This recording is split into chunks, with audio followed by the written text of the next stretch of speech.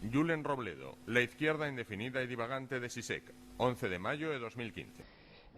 La izquierda indefinida y divagante de Slavoj Žižek. Voy a comenzar realizando un breve resumen que describa los objetivos principales que se van a llevar a cabo en esta exposición, con la intención de facilitar al público la comprensión del proceso crítico general que recorrerá este asunto. A modo de introducción, en esta exposición se tratará de filtrar la izquierda que mantiene Slavoj Žižek por los criterios establecidos en el mito de la izquierda. Esa es la idea general. Entonces, de acuerdo con esto, lejos de considerar la izquierda como una idea unívoca, se procederá a realizar un recorrido a lo largo de las dos familias generales de izquierda definida e indefinida, con el objetivo de clasificar desde una perspectiva crítica y TIC la filosofía de Slavoj Žižek sobre el terreno político y preterpolítico. Para ello, organizaré los rasgos distintivos de la filosofía zizekiana en torno a las características de los 6 géneros de izquierda definida, que son radical, liberal, libertaria, socialdemócrata, comunista y maoísta, y también dentro de las 3 corrientes de izquierda indefinida, extravagante, divagante y fundamentalista, ¿no? En primer lugar, la atención se centrará en averiguar si la izquierda de Žižek es una izquierda definida o indefinida, para lo que se necesitará poseer un parámetro claro de distinción entre ambas izquierdas. Dicho parámetro de distinción lo vamos a encontrar en el Estado. Desde un punto de vista nosiológico se marcarán los límites del Estado, porque al conocer dónde termina su demarcación, la demarcación del Estado, seremos capaces de distinguir entre aquello que es político de aquello que no lo es, y por tanto se podrán separar con claridad las izquierdas definidas de las indefinidas. En torno a este esquema se defenderá la indefinición de la izquierda de Žižek frente a la posibilidad de caracterizarla como una izquierda definida. El paso siguiente consistirá en decantarse por las 3 corrientes de indefinidad posibles, extravagante, divagante y fundamentalista. La izquierda indefinida zizekiana quedará clasificada dentro de la corriente divagante, dando los motivos argumentativos principales que justifican esta decisión. Una vez clasificada, como digo, la izquierda de Žižek dentro de la corriente divagante, me dispondré a mostrar las diferentes divagaciones extrapolíticas concretas empleadas por el autor, las cuales vienen a recorrer una amplia diversidad de campos como son la música, la pintura, el cine, la ciencia, la religión, la historia, la arquitectura, la etnología, el folclore o la literatura. Y, por supuesto, todos ellos tratados fuera del plano perteneciente al Estado. En suma esto, todas las divagaciones extrapolíticas se encontrarán funcionando al servicio de los intereses revolucionarios contracapitalistas que mantiene la izquierda zizekiana. Claro, pero el asunto no termina aquí, porque teniendo en cuenta que los campos extrapolíticos, cine, literatura, etcétera, no pueden otorgar por sí mismos una definición política a las posturas mantenidas por el filósofo esloveno, si la izquierda indefinida divagante de Žižek se puede designar bajo el rótulo de izquierda, es porque de alguna manera toma o ha tomado contacto con alguno de los géneros de izquierda definida. A raíz de esta lógica, se apreciará cómo la izquierda zizekiana parte en sus orígenes, en su génesis, de la izquierda comunista. Sin embargo, la izquierda de Žižek, debido al fracaso histórico del comunismo soviético, como todos sabemos, a principios de los años 90, va a considerar necesario desbordar los límites políticos de la izquierda de la quinta generación de izquierdas hacia campos extrapolíticos, fuera de lo político, para poder justificar en el presente los razonamientos que fundamentan su posición revolucionaria contracapitalista. La izquierda zizekiana, al divagar con tanta frecuencia a lo largo de los diversos campos extrapolíticos, la cuestión es que termina por perder su carácter político estricto, se desvirtúa y adquiere una dimensión más general que aquí vamos a catalogar de índole cultural y ética, en el sentido de MIC. Bueno, aquí queda cerrada la introducción, así que vamos a comenzar paso por paso a desarrollar una argumentación crítico-racional más elaborada. Vamos con el punto 1, que se titularía La indefinición política de la izquierda zizekiana. Tal y como se acaba de anunciar en la introducción, me dispongo a averiguar en un primer término si la izquierda de Slavoj Žižek se trata de una izquierda definida o indefinida. Dicho esto, ¿qué criterio utilizar para poder averiguar si la posición que adopta la izquierda de Žižek se trata de una izquierda definida o definida? Como decía, el parámetro de distinción lo vamos a encontrar en el Estado.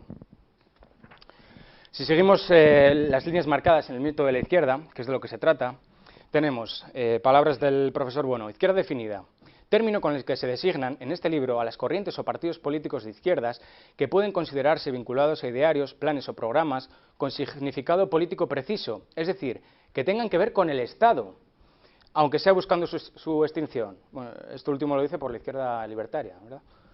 Y luego dice, izquierda indefinida, término con el que se designan aquellos idearios o incluso corrientes a los que no corresponde propiamente una definición política en el sentido estricto de sus relaciones con el Estado, otra vez. Bueno, pues al aplicar esto al caso concreto que estamos tratando en esta exposición, tenemos que, si la izquierda dice que aborda cuestiones relativas a la administración del Estado y por norma general sus contenidos se agotan dentro de los asuntos estatales, entonces tendrá un carácter político y será una izquierda definida. Sin embargo, si la izquierda cicequiana desborda los límites que marcan las cuestiones pertenecientes a la administración del Estado y en la mayoría de sus casos extiende sus reflexiones hacia campos extraestatales, entonces dejará de ser política para adquirir la forma de izquierda indefinida. Dicho desde un punto de vista nosiológico, la tarea consiste en detectar si la posición que se mantiene en la izquierda cicequiana se encuentra constituida como una posición política más o menos cerrada, o si por el contrario se desarrolla con un proceder disperso, interdisciplinar, que se mantiene abierto a la hora de rebasar el marco de lo político estatal. Ahora bien, si las izquierdas definidas adquieren un sentido estrictamente político, a través de la constante del Estado, ¿en qué consiste dicho Estado? ¿En qué contenidos están fuera de los límites del Estado y cuáles están dentro? Bueno, en este punto hay que abandonar momentáneamente el mito de la izquierda para trasladarnos al primer ensayo sobre las categorías de las ciencias políticas. Claro, este paréntesis es necesario, tenemos que pasar por aquí, aunque sea brevemente. Aquí el Estado, claro, por supuesto, va a ser concebido desde las coordenadas materialistas, por lo que se comprenderá al modo de un grupo de instituciones en marcha, sobrevenidas en el espacio antropológico, que se clasifican en tres capas, conjuntiva, basal y cortical. Cada una de las tres capas se compone de grupos muy diversos de sujetos, instituciones, cadenas de mando de carácter reticular, archivos, etcétera, todos con sus respectivas bases materiales e infraestructurales. Cada capa del Estado se configura por medio de uno de los tres ejes del espacio antropológico y a lo largo de ellas se ejerce el poder político, que es la capacidad de una parte o partes de una totalidad histórico-social para influir o causar en las demás partes la ejecución de las operaciones precisas para orientarse según sus planes programados. Entonces, si nos fijamos en esta tabla vemos que, a su vez, el poder político, esta tabla es del profesor Bueno, se divide en torno a tres segmentos en los que en el primero se forman términos, poder determinativo, en el segundo se establecen relaciones, poder estructurativo, y en el tercero se ejecutan operaciones, poder operativo, ¿verdad? En el Estado se encuentran funcionando entonces el poder político y cada uno de sus tres segmentos, poder determinativo, estructurativo y operativo, interviene en cada una de las tres capas, conjuntiva, basal y cortical. En este sentido tenemos capa conjuntiva, los tres tipos de poderes operandos dentro de ella. Poder operativo, ¿qué es esto? Pues es la capacidad de integrar o separar sujetos con sujetos o sujetos con bienes materiales. Por ejemplo, la imposición de un tributo en el que se separa un individuo de un bien económico. Poder estructurativo, dentro de la capa conjuntiva, la capacidad de establecer relaciones normativas estables con el objetivo de mantener el orden entre individuos o grupos de individuos, por ejemplo, las leyes constitucionales. Poder determinativo, la capacidad de clasificar a los sujetos y grupos de sujetos, por ejemplo, adjudicando a un individuo el estatus de ciudadano o no ciudadano, delincuente o libre de cargos, vendedor, estafador, etc. En la capa basal, otra vez, los tres poderes. Poder operativo, la capacidad para actuar sobre sujetos que serán considerados más bien en su plano radial, al modo de trabajadores o productores, con el objetivo de administrar las fuerzas de trabajo. Poder estructurativo, la capacidad para planificar y programar la producción estatal en tanto que se promueven o cancelan determinados proyectos públicos. Poder determinativo, la capacidad del poder político para establecer impuestos a los sujetos o instituciones y redistribuir lo recaudado con el fin de conceder el suministro económico para la producción en todos sus aspectos. Y por último, capa cortical, otra vez los tres poderes. Poder operativo es la capacidad del Estado, esto encaja con el eje angular, la capacidad del Estado para defender sus intereses ante los extraños y los dioses y así poder seguir manteniendo su propia definición. Es principalmente el poder militar. El poder estructurativo, la capacidad para establecer relaciones regulares y normativas con sociedades ajenas al Estado, en tanto que dichas relaciones no ponen en riesgo la propia soberanía estatal. Y finalmente, poder determinativo, dentro de la capa cortical, la capacidad para determinar qué miembros pertenecientes a los extraños pueden llegar a ser considerados como aliados o como enemigos. Se trata de un poder diplomático, como tenemos ahí en la tabla. Bueno, desde el criterio expuesto, vamos a lo nuestro, aplicar esto a la izquierda cicequiana. Toda reflexión, posición o análisis sostenido en la izquierda cicequiana que se salga de la política del Estado, en tanto que se mantiene al margen de las actividades administrativas de los poderes ejercidos en cada capa del Estado, estará al mismo tiempo fuera de los límites políticos y destinada a su indefinición.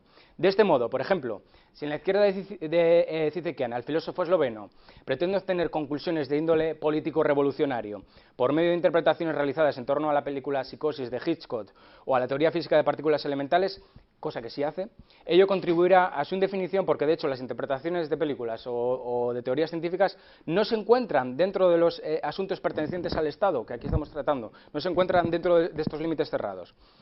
Imaginemos que, por el contrario, intenta resolver temas relacionados con la cantidad de impuestos que debería pagar un ciudadano en función de su renta, capa conjuntiva, la cantidad de dinero que se debería destinar a la promoción de un determinado proyecto público, capa basal, una determinada decisión militar que se debería de tomar para reunir aliados cuando se intenta derrotar un Estado enemigo, capa cortical.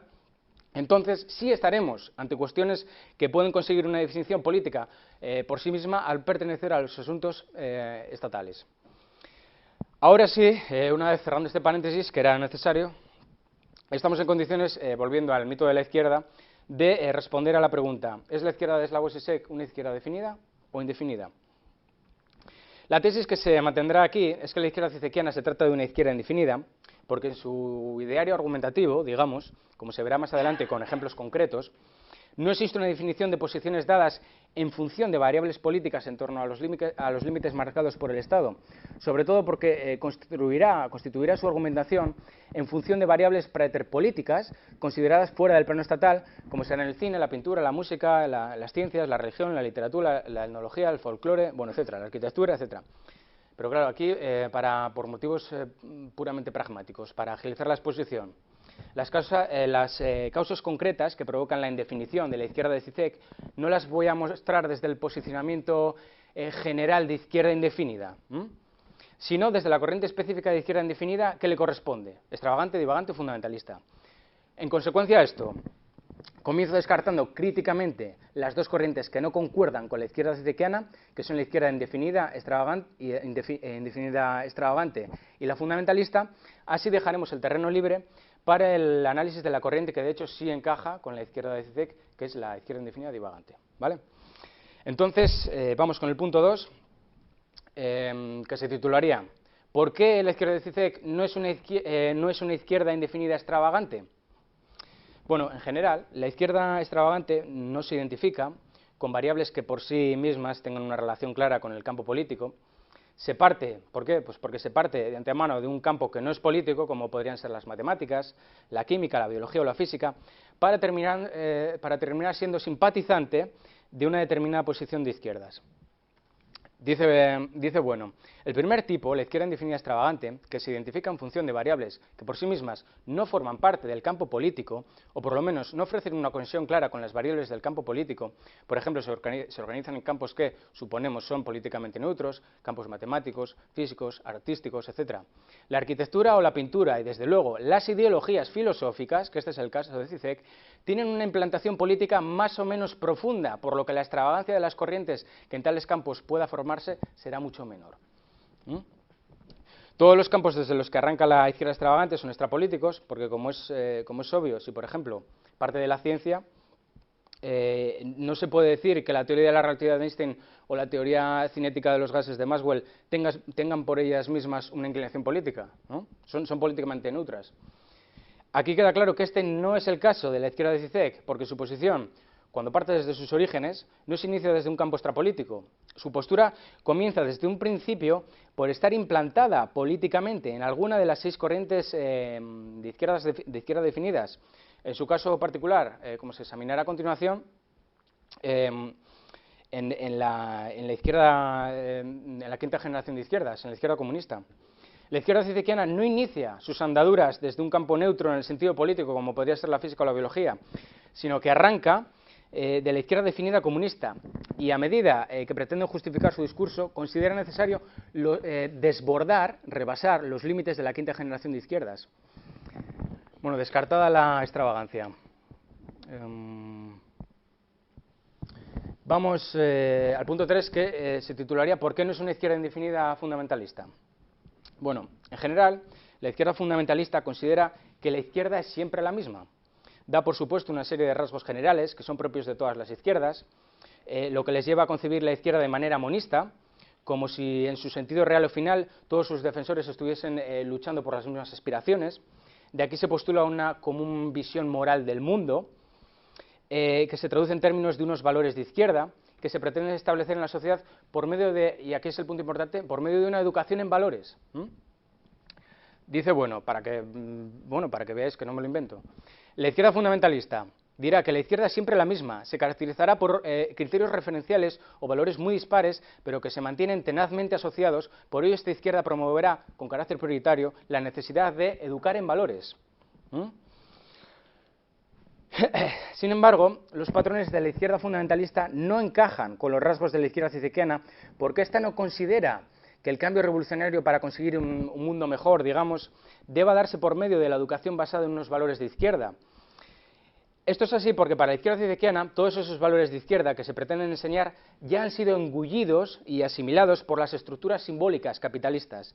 El verdadero progreso revolucionario de izquierdas, según Zizek, se produce cuando el acto social revolucionario está fuera de las coordenadas ideológico-simbólicas hegemónicas del sistema político imperante, que es el capitalismo.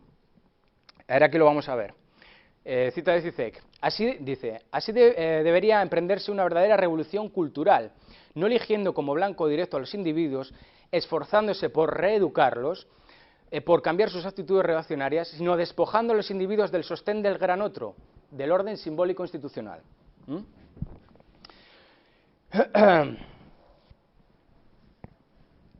Es posible observar este caso con más profundidad, vamos a profundizar un poco más, al analizar uno por uno los valores propios de la concepción unificada de la izquierda fundamentalista.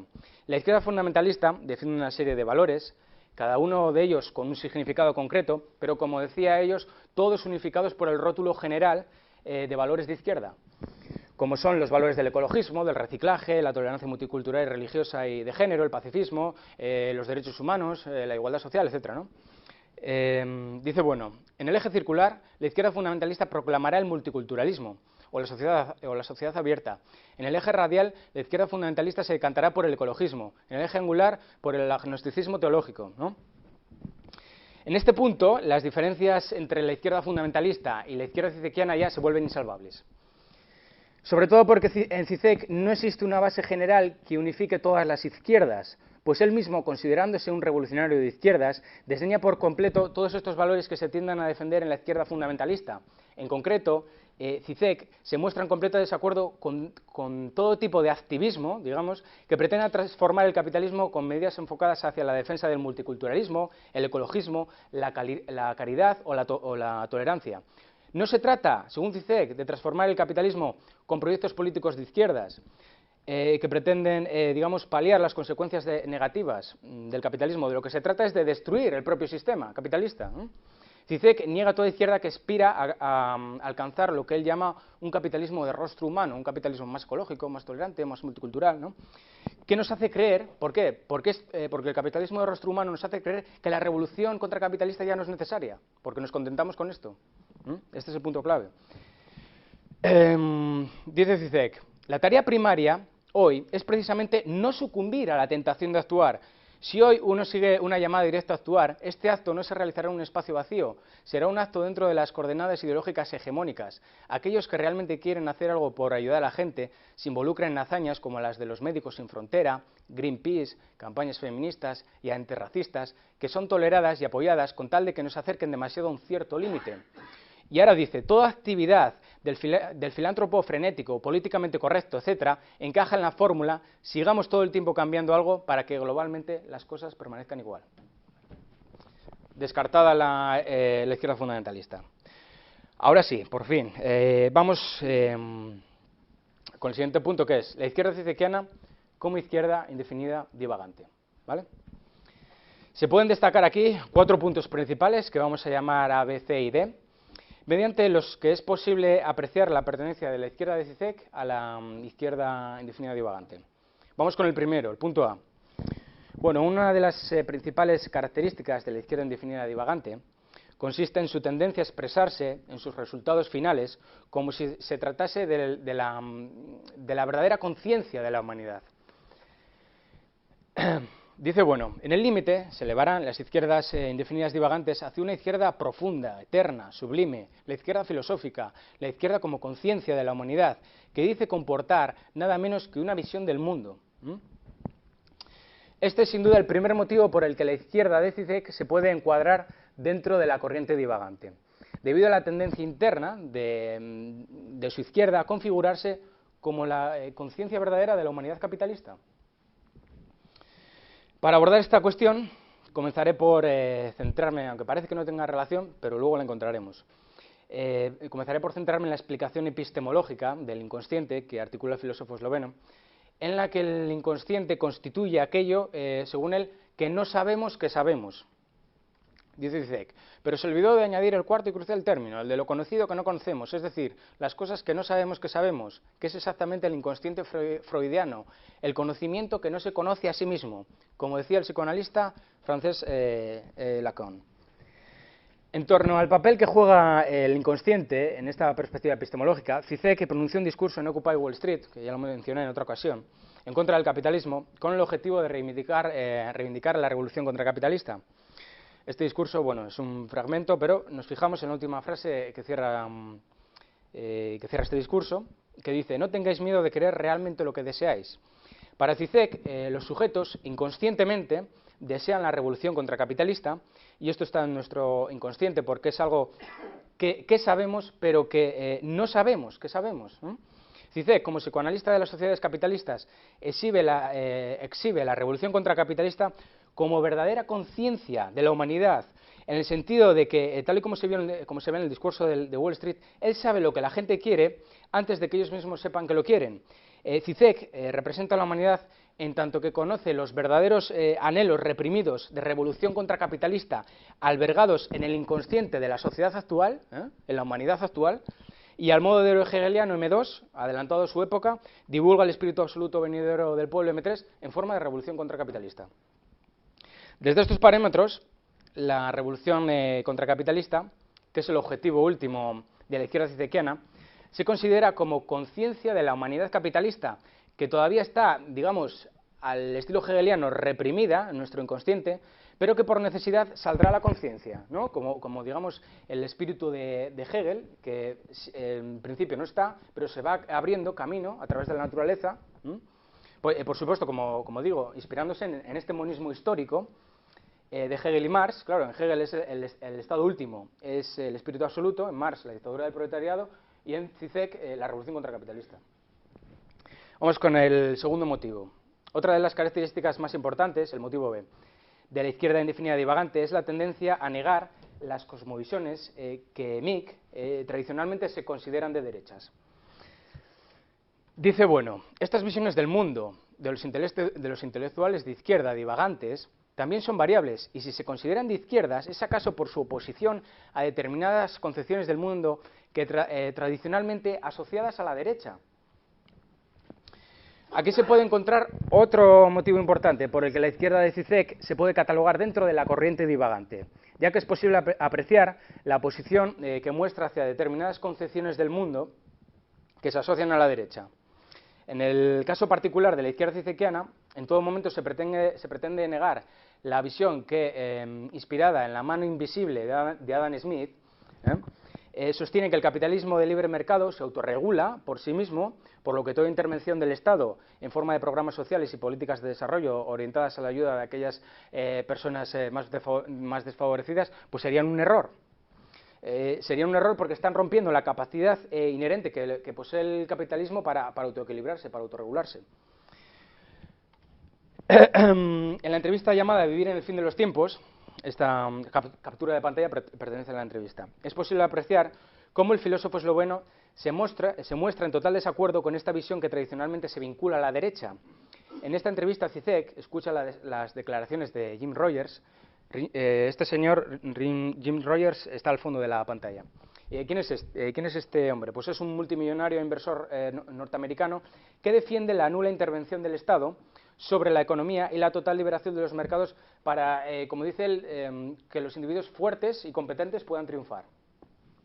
El filósofo esloveno se muestra en completo desacuerdo y procede a ofrecer argumentos en contra de esta visión económica del mundo suprasubjetiva, claro, y que tiende a vincularse con la derecha política. La posición mantenida por Zizek en contra de esta visión del mundo también la podemos encontrar en su obra escrita. Bueno, aquí esto es muy largo, pero un fragmento muy breve. Dice: a este respecto, y más que nunca, debemos volver a Lenin. Si la economía es el dominio decisivo, la batalla se decidirá allí. Hemos de romper el hechizo del capitalismo global. Sin embargo, la intervención debe ser cabalmente política, no económica, es decir, por medio del Estado.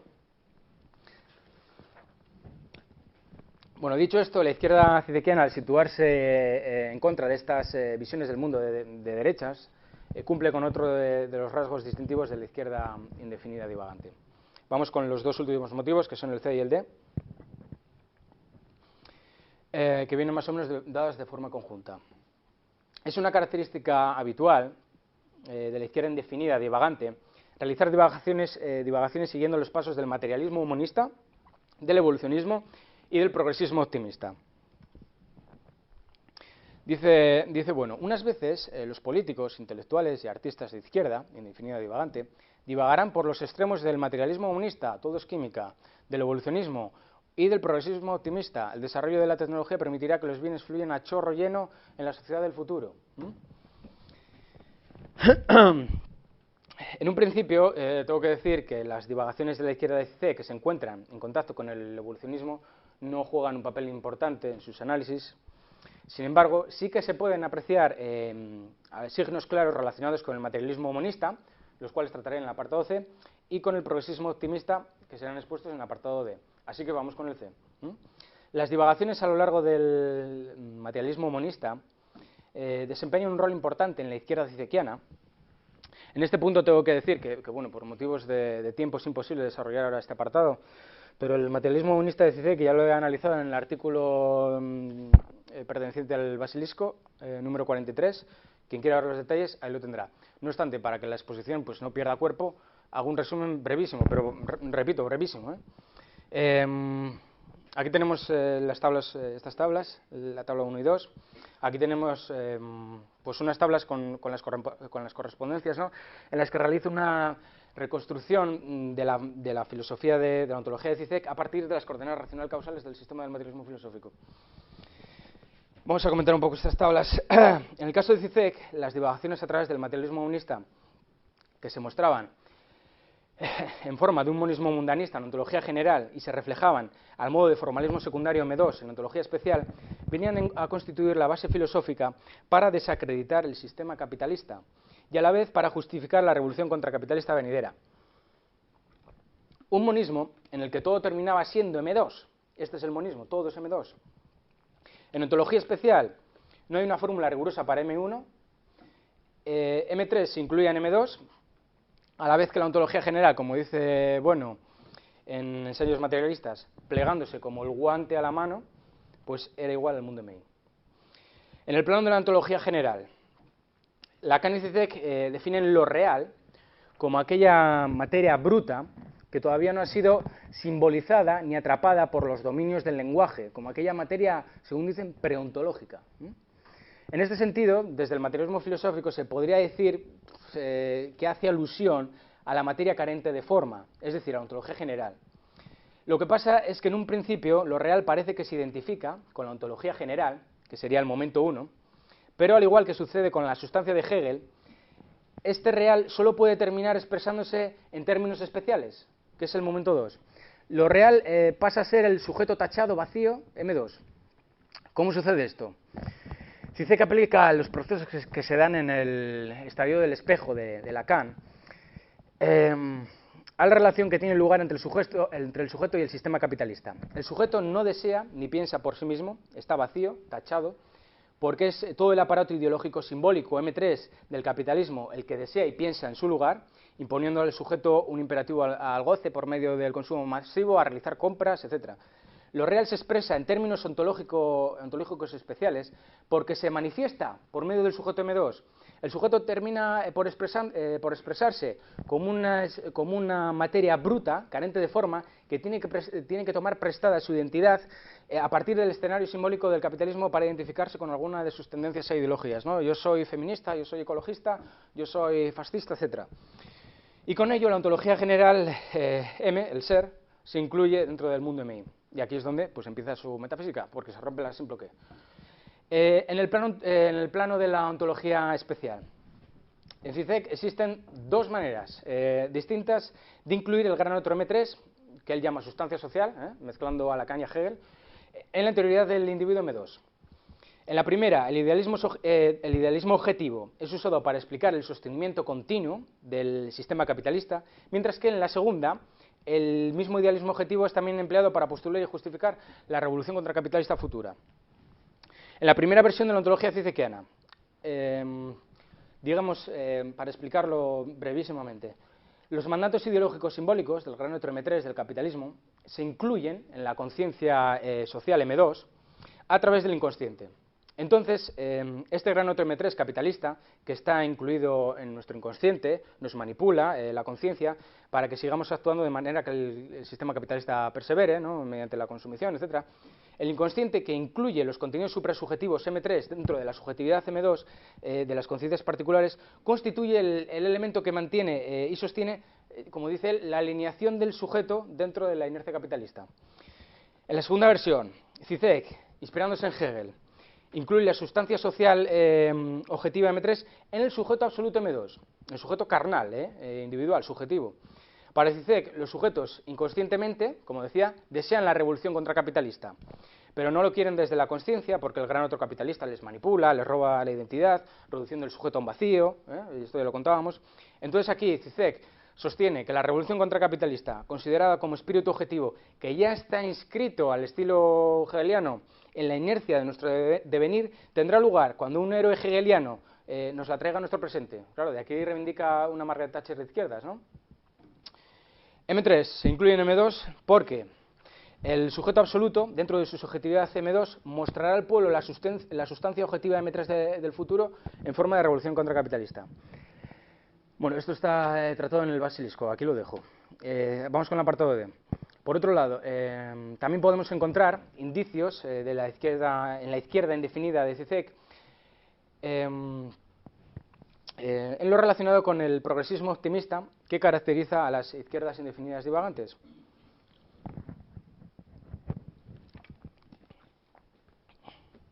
De nuevo, en la entrevista llamada Vivir en el fin de los tiempos, se puede apreciar cómo CICEC realiza una defensa de un progresismo optimista a la hora de afrontar los problemas demográficos y ecológicos que podrían acontecer en el futuro, tanto el conjunto de desastres naturales, cambio climático, subida del nivel del mar, terremotos, etc., como la escasez de recursos que va asociada al crecimiento demográfico pueden llegar a ser atajados mediante el desarrollo científico y tecnológico y el desarrollo social, como dice él, mediante la construcción de comunidades que sean mucho más solidarias. Bueno, también aparece esta tendencia en su obra escrita. Vamos a CICEC, a la obra. Dice, pero es demasiado fácil culpar a la ciencia moderna. La ciencia es el único medio que tenemos de entender y definir las amenazas y uno de los instrumentos para enfrentarlas, para encontrar una salida. Y solo esta ciencia, parcialmente responsable de meternos en estos problemas, puede sacarnos de ellos, ¿no? Aquí lo vemos. Bueno, aquí terminamos los 4 puntos principales, argumentos que damos para decir que la izquierda indefinida divagante, para defender que la izquierda es indefinida divagante. Claro, pero la cosa no termina aquí, porque tenemos que tratar otra cuestión, que es el siguiente punto, el punto 5, que se titula Ejemplos concretos de las divagaciones que se producen en la izquierda cicequiana a lo largo de los múltiples campos extrapolíticos. ¿Cuál es la cuestión? La cuestión aquí es la siguiente, que una vez clasificada la izquierda cicequiana como izquierda indefinida divagante, en consecuencia, el análisis, si está bien hecho, tendrá que ser capaz de encontrar divagaciones concretas. Este es el asunto. Y así sucede, claro. He clasificado las divagaciones en función de los campos a los que pertenecen, ¿no? Tenemos, por tanto, un montón de divagaciones. Las divagaciones escogidas proceden de una amplia heterogeneidad de campos, entre los que se encuentran la música, el cine, la pintura, la arquitectura, la literatura, la historia, la ciencia, la religión, la etnología y el folclore. En este apartado me centraré en mostrar al menos una divagación específica de cada campo, pues, por cuestiones pragmáticas, porque no tenemos toda la tarde. Pero decir que el lector ávido de CICEC pues encontrará muchísimas más, en abundancia. Mencionar también que todas las divagaciones realizadas por la izquierda cicequiana se utilizan, ya sea de forma directa o indirecta, para justificar la revolución contracapitalista venidera. Vamos con las divagaciones a lo largo del terreno musical, una por una.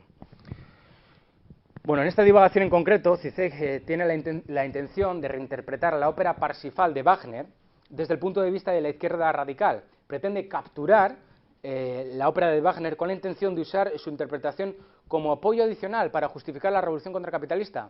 Vamos a la propia obra. Dice, ¿por qué no dejar atrás esta búsqueda de elementos protofascistas en Wagner y en un gesto violento de apropiación reinscribir a Parsifal en la tradición de los partidos revolucionarios radicales? Aquí tenemos la divagación. La siguiente, divagaciones a lo largo del terreno literario. Según CICEC, la revolución contracapitalista, como toda revolución, necesita ser violenta.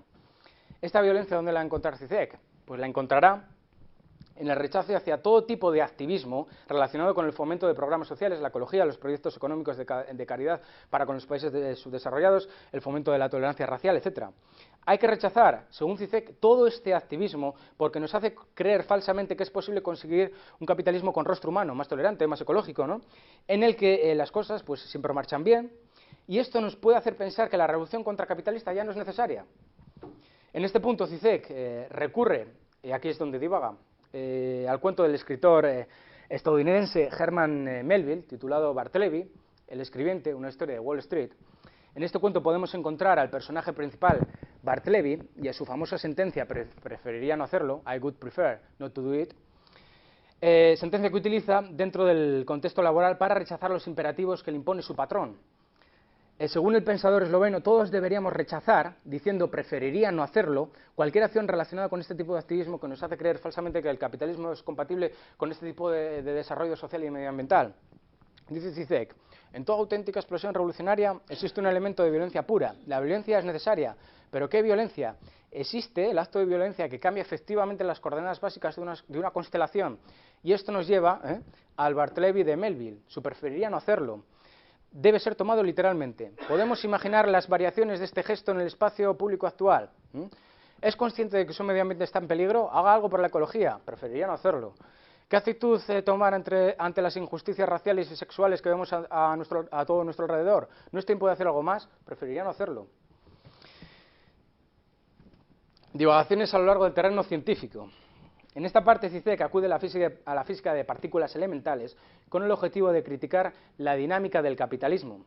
En el caso de la física, el electrón, como dice él, al girar sobre sí mismo, se adjudica una masa que en realidad no es suya porque esta proviene de la aceleración del movimiento, ¿no? Bueno, cosa que es cierta. A su vez, dice CICEC, el capital, a partir de su circulación por el mercado, adquiere un excesivo valor que tampoco le pertenece, y de esta forma, según CICEC, el sistema capitalista se endeuda con el futuro. La divagación de CICEC. La paradoja de esta virtualización del capitalismo es, en última instancia, la misma que el electrón en la física de partículas elementales. Divagaciones a lo largo del terreno del cine. Como se puede observar en este fragmento, CICEC recurre al cine para explicar de qué forma sus defensores, los defensores de la izquierda política, pueden, en algunas ocasiones, suspender sus esquemas reglamentarios, ético-legales, siempre y cuando sea por una buena causa superior. Y en este caso recurre a las películas de Watch on the Rhine y Under Fire, empleadas con el propósito de justificar su argumentación en torno a los análisis políticos que más adelante pues, se orientarán hacia la defensa de la revolución contracapitalista, ¿no? Aquí tenemos cuando dice, tanto la izquierda como la derecha tienen su propia idea de suspensión en la ley en nombre de algún interés superior o fundamental, y aquí ya se adentra en el cine. En cuanto a la suspensión de izquierdas, basta con recorrer dos películas, On the Fire y The Watch on the Rhine, para ilustrarlo. Venga, vamos allá con las divagaciones a lo largo del terreno pictórico.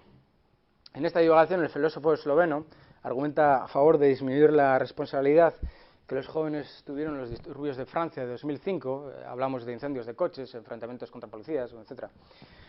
Pues al igual, según dice Zizek, que el horror que se puede apreciar en el Guernica de Picasso no fue hecho por el propio Picasso, sino por los bombardeos realizados por la aviación alemana e italiana en la Guerra Civil Española, al igual que esto, pues las revueltas de los jóvenes parisinos tampoco son un producto, según dice él, de sus propios actos, porque más bien la responsabilidad debe recaer en las despiadadas políticas liberales que se pusieron en marcha, que incitan a la gente a tomar medidas desesperadas. Divagaciones a lo largo del terreno histórico. En este planteamiento Zizek se apoya en Benjamin para concebir la historia como un conjunto de acontecimientos que adquiere sentido no ya desde la percepción instantánea del presente, sino más bien desde la mirada retrospectiva que se realiza desde las coordenadas simbólicas de un tiempo futuro. En la misma dirección se interpretan los intentos fallidos de revolución de la clase trabajadora, dado que su repercusión y su verdadero significado se determinarán cuando cristalicen los movimientos revolucionarios venideros, por lo que aún pues, no podemos decir con certeza que aquellos procesos liberadores del pasado pues, hayan carecido de éxito. Claro, aquí nos damos cuenta enseguida que, por supuesto, esta concepción de la historia es justo lo que él necesita para poder justificar los fracasos revolucionarios comunistas del pretérito. Pues estos no podrían llamarse fracasos todavía porque aún no han alcanzado su significación completa, la cual vendría dada en el futuro con la llegada de la revolución contracapitalista que logre triunfar. Aquí vemos, Benjamin concibió la historia como un texto, una serie de acontecimientos que habrán sido sus significados y su dimensión simbólica se decide después. Divagaciones a lo largo del terreno religioso. La divagación de carácter religioso pretende servir de explicación a la afirmación hegeliana de la sustancia como sujeto. A diferencia de la religión judía, en el cristianismo la sustancia se convierte en sujeto cuando ese Dios abstracto, ¿no?, se materializa en el cuerpo carnal de Cristo. Y es aquí cuando tiene lugar, según Zizek, la libertad como afirmación nuestra. Esta es la fórmula hegeliana que posteriormente el Zizek asumirá para los objetivos políticos de su filosofía, al reivindicar, al igual que en la encarnación cristiana, la aparición de un líder político, una Margaret Thatcher de izquierdas, que recoja en su subjetividad carnal, subjetiva, psicológica M2, el espíritu objetivo y necesario de la revolución contracapitalista venidera M3. Para terminar con las divagaciones. Divagaciones a lo largo del terreno etnológico folclórico. En esta divagación se puede apreciar que Zizek utiliza un ejemplo de corte etnológico en torno a la experiencia que tuvieron unos exploradores con una tribu de Nueva Zelanda para apoyar la afirmación de Lacan de que el deseo del individuo es el deseo del gran otro capitalista. Sentencia que después será utilizada por Zizek para aplicar al funcionamiento psicológico de las sociedades capitalistas, en las que los sujetos no desean por sí mismos, ya que en realidad ellos quieren lo que el aparato ideológico simbólico del capitalismo les obliga a desear, que en este caso es seguir gozando por medio del consumo masivo, con el objetivo final del que el sistema capitalista pues persevere estable en el tiempo, ¿no?, se mantenga constante.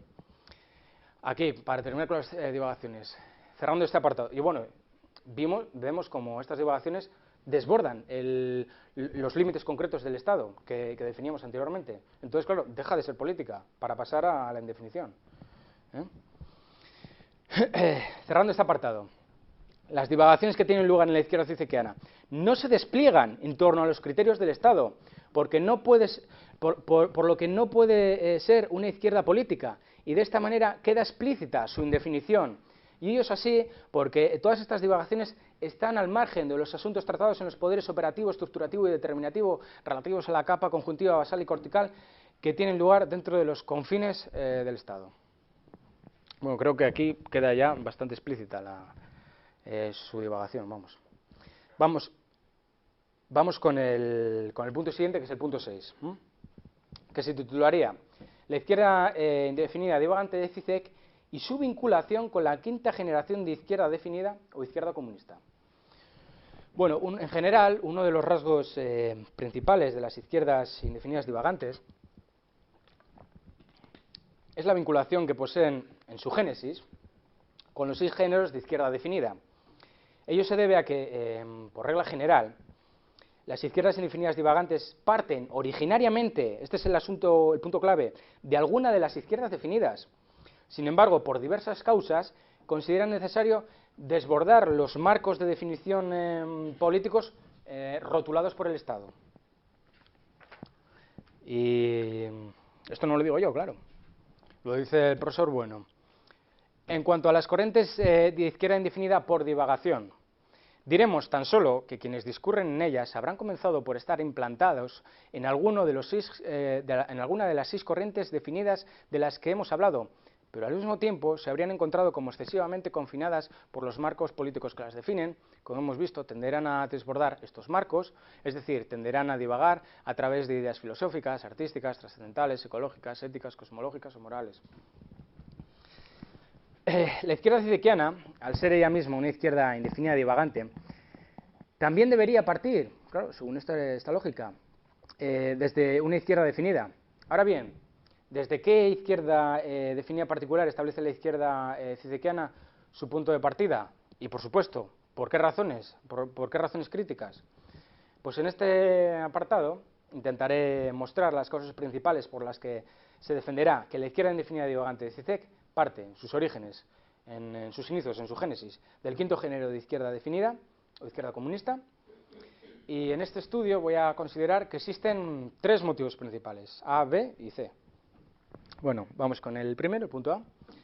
En primer lugar, la tendencia de la izquierda cicequiana, al igual que hacía el leninismo soviético, a relegar a un segundo plano la oposición izquierda-derecha para considerar la distinción comunismo-capitalismo como oposición fundamental. En la izquierda cicequiana, cualquier propuesta a los problemas actuales que gire en torno a si estos deben de resolverse por posturas, por medio de propuestas de izquierdas o de derechas, según Zizek, no será una vía adecuada para erradicar las consecuencias negativas que produce el sistema capitalista. Según su perspectiva, si nos centramos en el conflicto político entre las posiciones de izquierda o de derechas, nos olvidamos del verdadero problema que produce todos los males, la causa primera de todos los males, que es el capitalismo.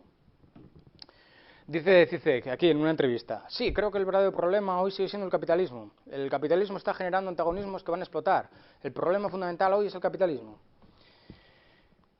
El rechazo que la izquierda cicequiana muestra a las propuestas resolutivas que vienen por medio del enfrentamiento entre izquierda y derecha se debe, sobre todo, a que este conflicto entre izquierdas y derechas está ya al servicio del capitalismo y se desarrolla bajo los intereses del sistema, según él. En este sentido, la izquierda cicequiana es muy crítica y suspicaz con la democracia liberal, pues no considera que sea el remedio para abordar los problemas ocasionados por el capitalismo. Más bien se trata de un procedimiento, digamos, trastocado por las perturbaciones capitalistas. Dice Zizek, sin embargo, un anticapitalismo que no problematiza la forma política del capitalismo, la democracia parlamentaria liberal, no es suficiente, por más radical que sea. Tal vez el señuelo consista hoy en la creencia de que podemos socavar el capitalismo sin problematizar realmente el legado liberal democrático que, como afirman algunos izquierdistas, aunque fue engendrado por el capitalismo, cobró autonomía y puede servir para criticar al capitalismo. Bueno, en este punto encontramos uno de los rasgos característicos que vinculan la izquierda indefinida y divagante de Zizek con la quinta generación de izquierda definida. Pues en Lenin, la oposición política entre izquierda y derecha procedente de la Revolución Francesa no era considerada la distinción fundamental. La posición principal se establecía bajo los términos capitalismo-comunismo, dado que el conflicto no giraba en torno a reformar algún que otro componente del sistema capitalista, sino en hacer la guerra al capitalismo, ¿no? Dice Bueno, por eso Lenin y en gran medida sus sucesores no consideraron primaria la tradicional oposición izquierda-derecha, sino la oposición entre el imperialismo, fase final del capitalismo, y el comunismo bolchevique. Aquí cerramos el primer motivo. Vamos con el B. El segundo motivo que hace deducir que la izquierda indefinida divagante de Zizek tiene su génesis en la izquierda definida comunista consiste en su predilección, en su tendencia por escoger una concepción de la revolución que, digamos, para poder cristalizarse, necesita asemejar sus procesos revolucionarios a los procedimientos racionales, medidos y calculados de la ciencia moderna, como si la revolución se produjese por medio del ensayo y el error, de igual forma que sucedía en el comunismo de la Unión Soviética. Dice Bueno, Un movimiento, el comunismo soviético, que se propuso, partiendo del sistema capitalista, transformar revolucionariamente al mundo, y es para que veáis que no me lo invento, mediante una planificación racional, calculada y continuamente ensayada, rectificada, como si fuera un experimento científico. La izquierda cizekiana se apropia de este rasgo de la izquierda definida comunista. En primer lugar, ¿por qué? Pues porque realiza una defensa del método racional, frío y calculado de los procesos de producción frente a lo que él llama la psicologización emotiva de carácter filantrópico que, según sostiene, es utilizada por los mecanismos de mercadotecnia del capitalismo actual. ¿Cómo explicamos esto? De forma breve, rápida y precisa, a poder ser. La izquierda cizekiana mantiene que el capitalismo ha pasado por diferentes tipos de fases y mutaciones, ¿no? En la actualidad prevalece lo que él dice, lo que él llama, en la actualidad prevalece el capitalismo con rostro humano, en el que se pretenden disfrazar los procesos de producción capitalistas basados en la explotación con las medidas que tienen que ver con el ecologismo, la lucha contra la pobreza, la igualdad de oportunidades, la tolerancia racial, la caridad, etc. Según la izquierda cizekiana, en el capitalismo contemporáneo se mezclan al mismo tiempo el consumismo con el anticonsumismo.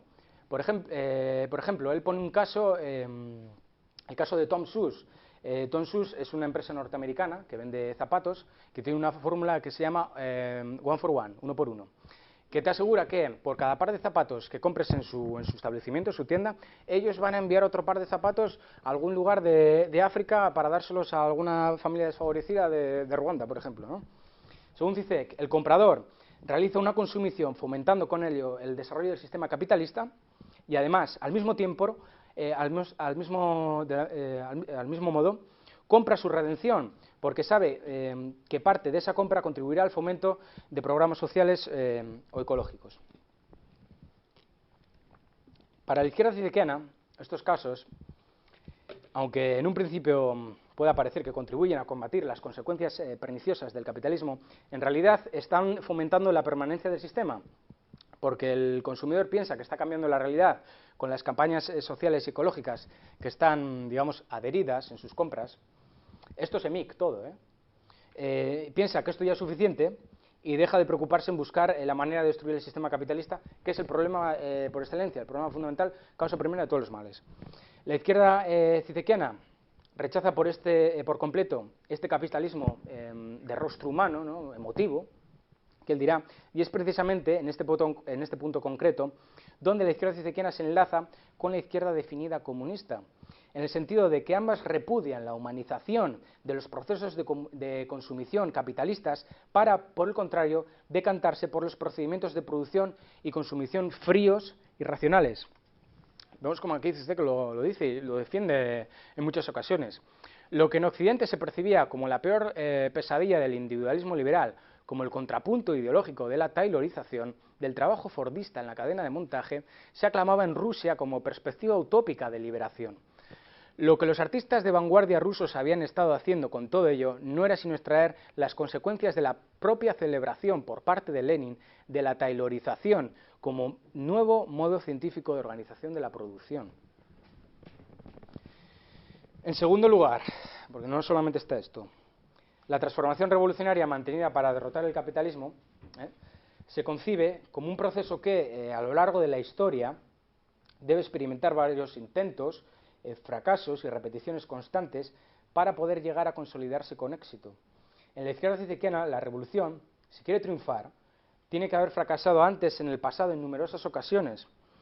Al seguir este criterio, la situación revolucionaria, a pesar de que se conciba como un conjunto de revoluciones erradas en el pasado, sin embargo, todos estos fallidos se redimirán, integrarán en el éxito revolucionario del futuro.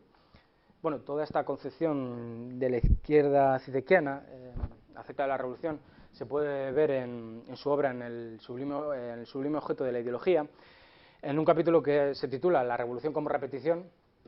Quien lo quiera ver, páginas 182-189. Aquí la revolución es tratada como si fuese el resultado de un método científico llevado a cabo mediante el proceso de ensayo y error, en el que la repetición de los intentos fallidos de revolución del pasado es crucial para el éxito del futuro. dice la revolución, a propósito de las tesis de Benjamin, podemos repetir, así pues, la fórmula de Lacan: la revolución lleva a cabo un salto de tigre al pasado, en la medida que este pasado que se repite, la revolución viene del futuro. Aquí vemos cómo está jugando con esta idea. El tercer motivo, ya para acabar con este apartado, que conlleva sostener que la izquierda indefinida divagante de Zizek se origina y se apoya en la izquierda definida comunista, se basa en las constantes reivindicaciones que realiza a favor del ideario revolucionario de Lenin. En Zizek se proponen muchos de los rasgos del leninismo soviético al modo de remedios aplicables para los problemas que arrastra nuestro sistema capitalista actual. Como ya mencioné anteriormente, la izquierda zizekiana concibe la democracia como si estuviese al servicio de los intereses del capitalismo, por lo que no considera que los procesos democráticos tengan la capacidad suficiente para corregir los problemas generados por el sistema capitalista. Aquí es donde encontramos una de las muchas reivindicaciones, por recoger unas pocas, que la izquierda zizekiana hace de los planteamientos leninistas. Inspirándose en Lenin, Zizek arguye que la intención tiene que centrarse en repensar y poner en cuestión la democracia, porque el hecho de creer que los procesos democráticos pueden llegar a solucionar las consecuencias del capitalismo es ya un mecanismo de dominación ideológico del sistema.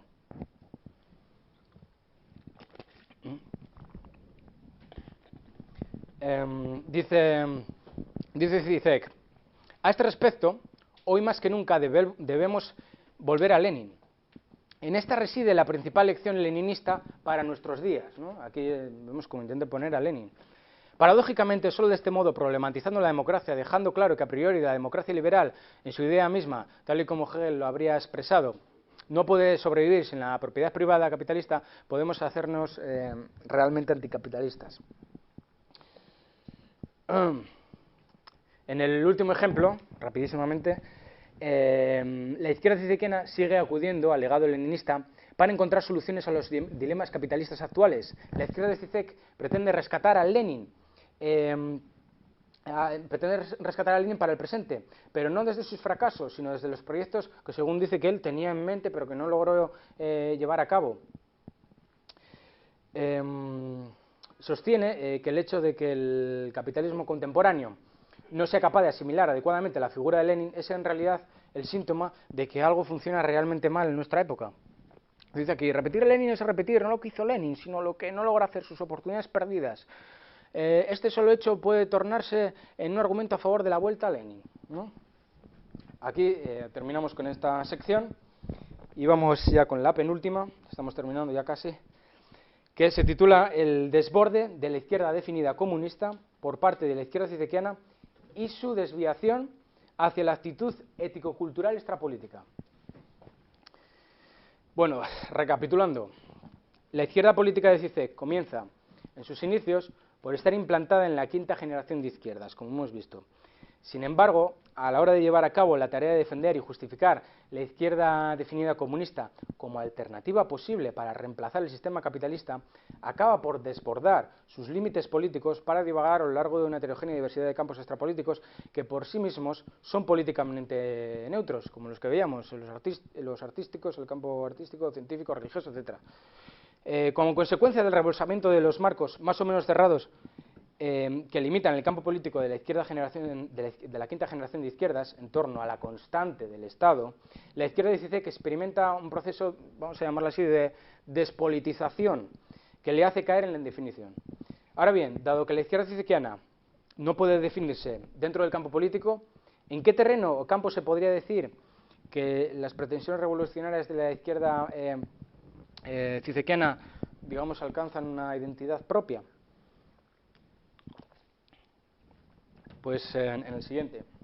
En general, la mayoría de las izquierdas indefinidas divagantes, dada su tendencia a recoger gran cantidad de contenidos pertenecientes a campos extraestatales muy heterogéneos, como hemos visto, acaban esbozando su propia identidad a modo de concepciones culturales o posiciones éticas.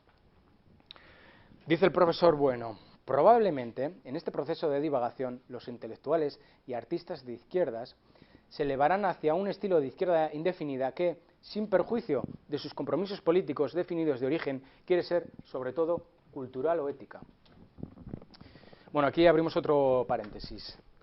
Porque considero importante analizar cómo se conciben las ideas de cultural y ético desde el punto de vista EMIC, en las izquierdas divagantes, para contrastarlas con la visión ética que se asienta sobre las coordenadas del sistema del materialismo filosófico.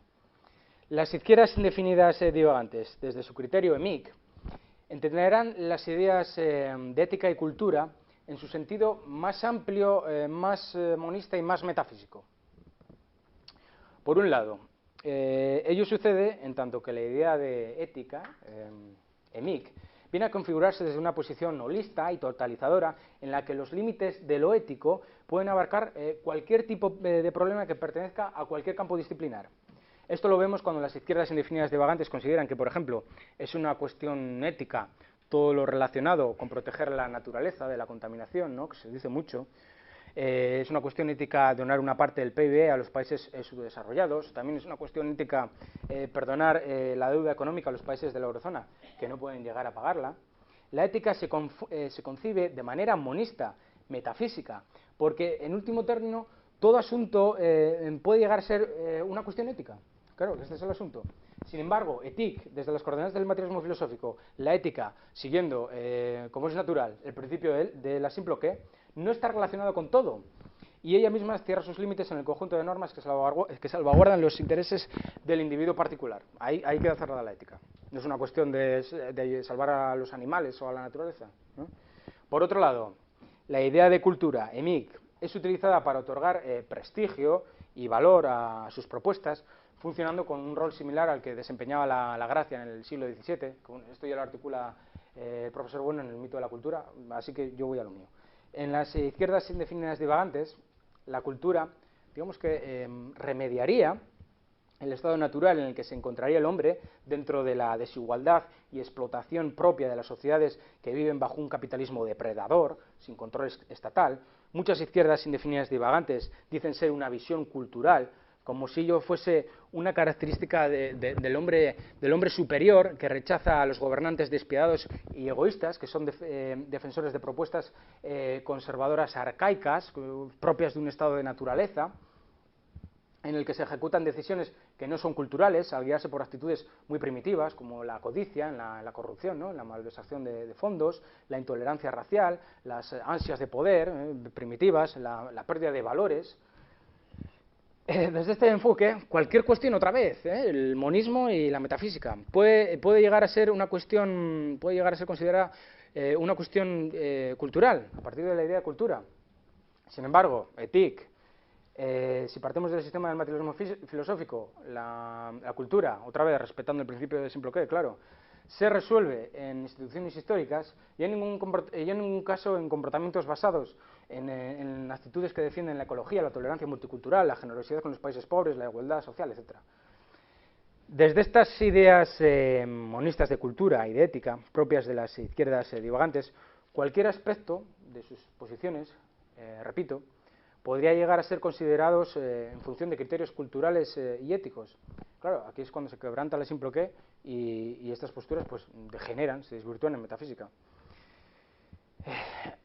Ahora, claro, vamos a aplicar esto al caso que aquí incumbe, que es el caso de Zizek.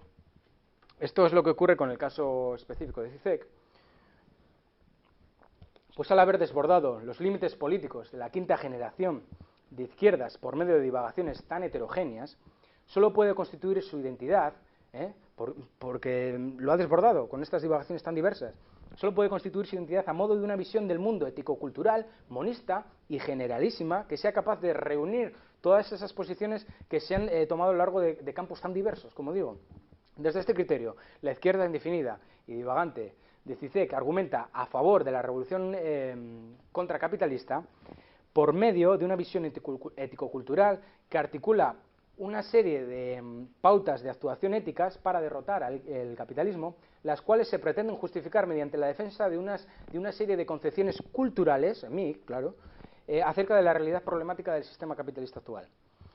Bueno, para sintetizarlo, la actitud ético-cultural, EMIC, que propone la izquierda de Zizek a lo largo de toda su obra, yo la he recogido, digamos que puede esbozarse en 4 imperativos principales, todos ellos interconectados entre sí y todos ellos compuestos por sus, como digo, respectivos mandatos éticos y justificaciones culturales.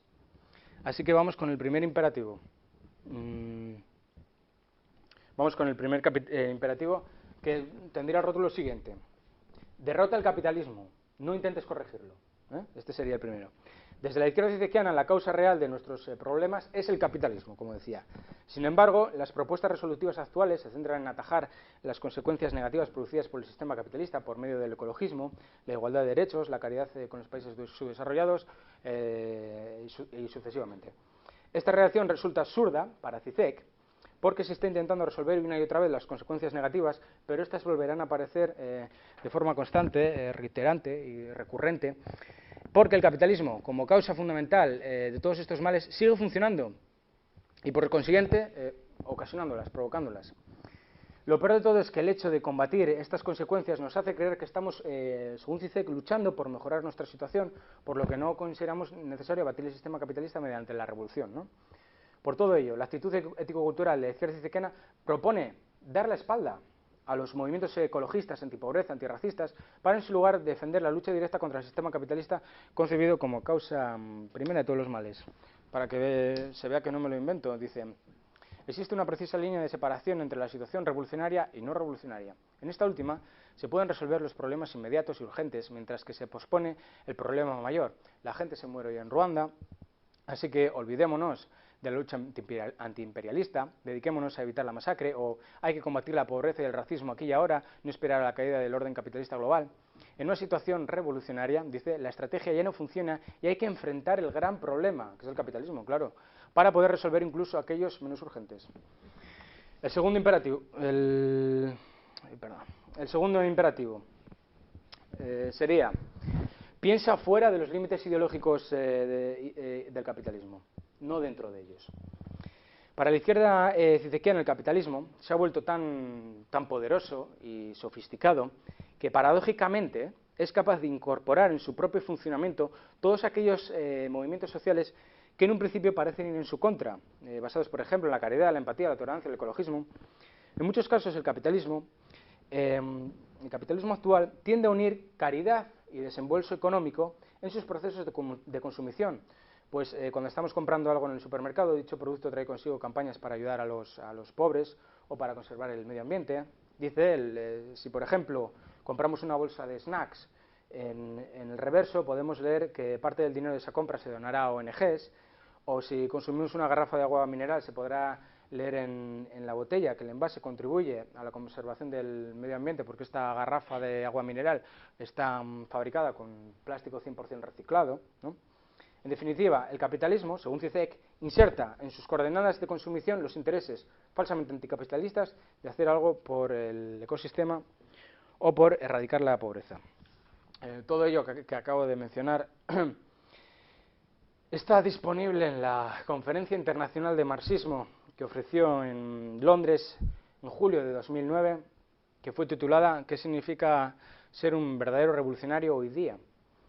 Desde la izquierda de CICEC, la solución a nuestros problemas tiene que proceder de un espacio de reflexión externo que no pueda ser, digamos, capturado por las coordenadas ideológicas del capitalismo.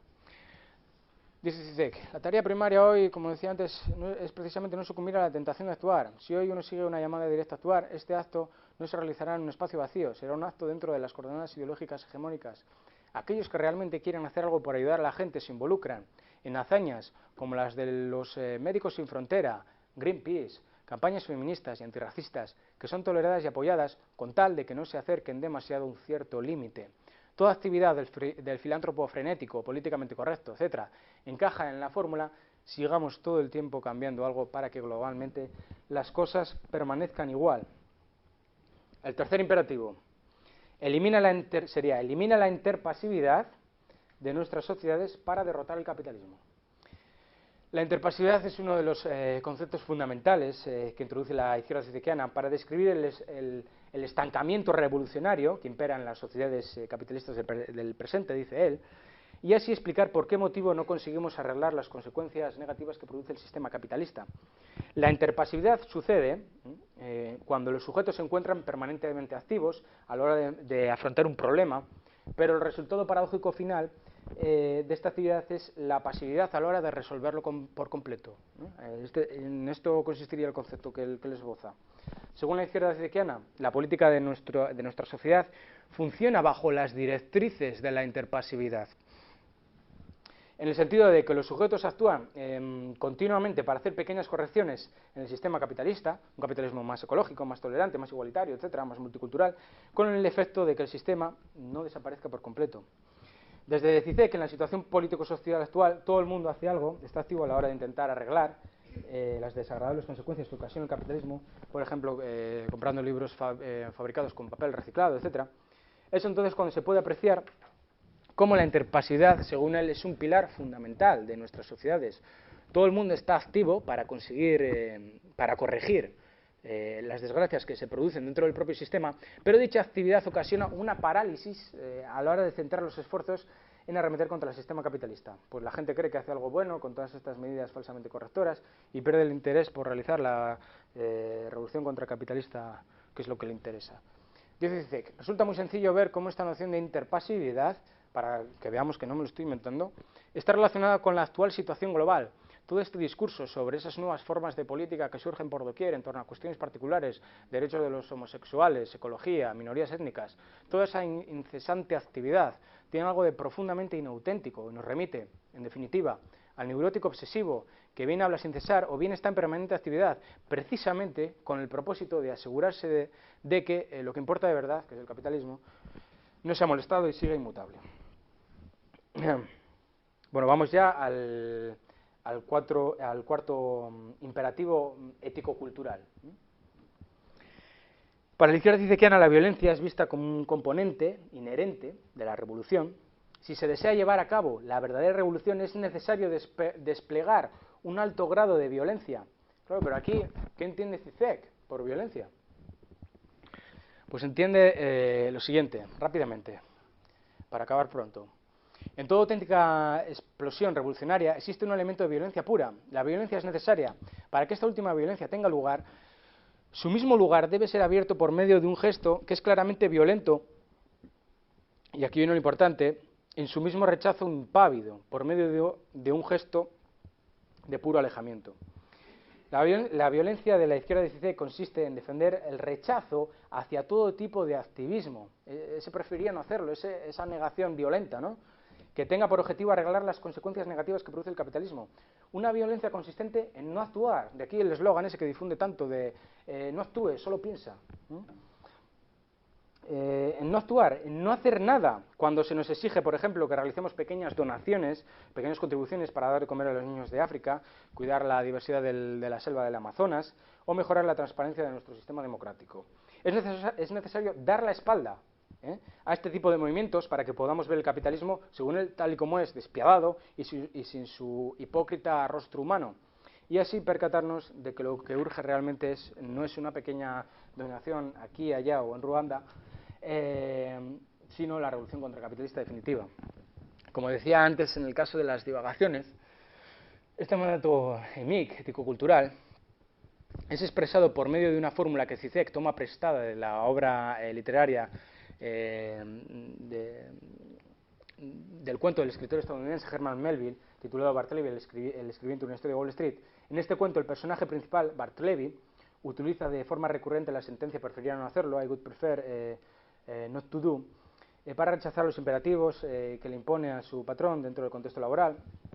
Según la izquierda cicekiana, como veíamos anteriormente, los individuos de las sociedades capitalistas contemporáneas deberían utilizar la forma de Bartleby, preferían no hacerlo, cuando se les ofrece la oportunidad de participar en ese tipo de activismo que otorga un rostro humano al capitalismo. Aquí es donde se puede encontrar la violencia de la revolución contracapitalista de la izquierda de CICEC, en el frío e impasible rechazo hacia las medidas correctoras que nos ofrece el capitalismo.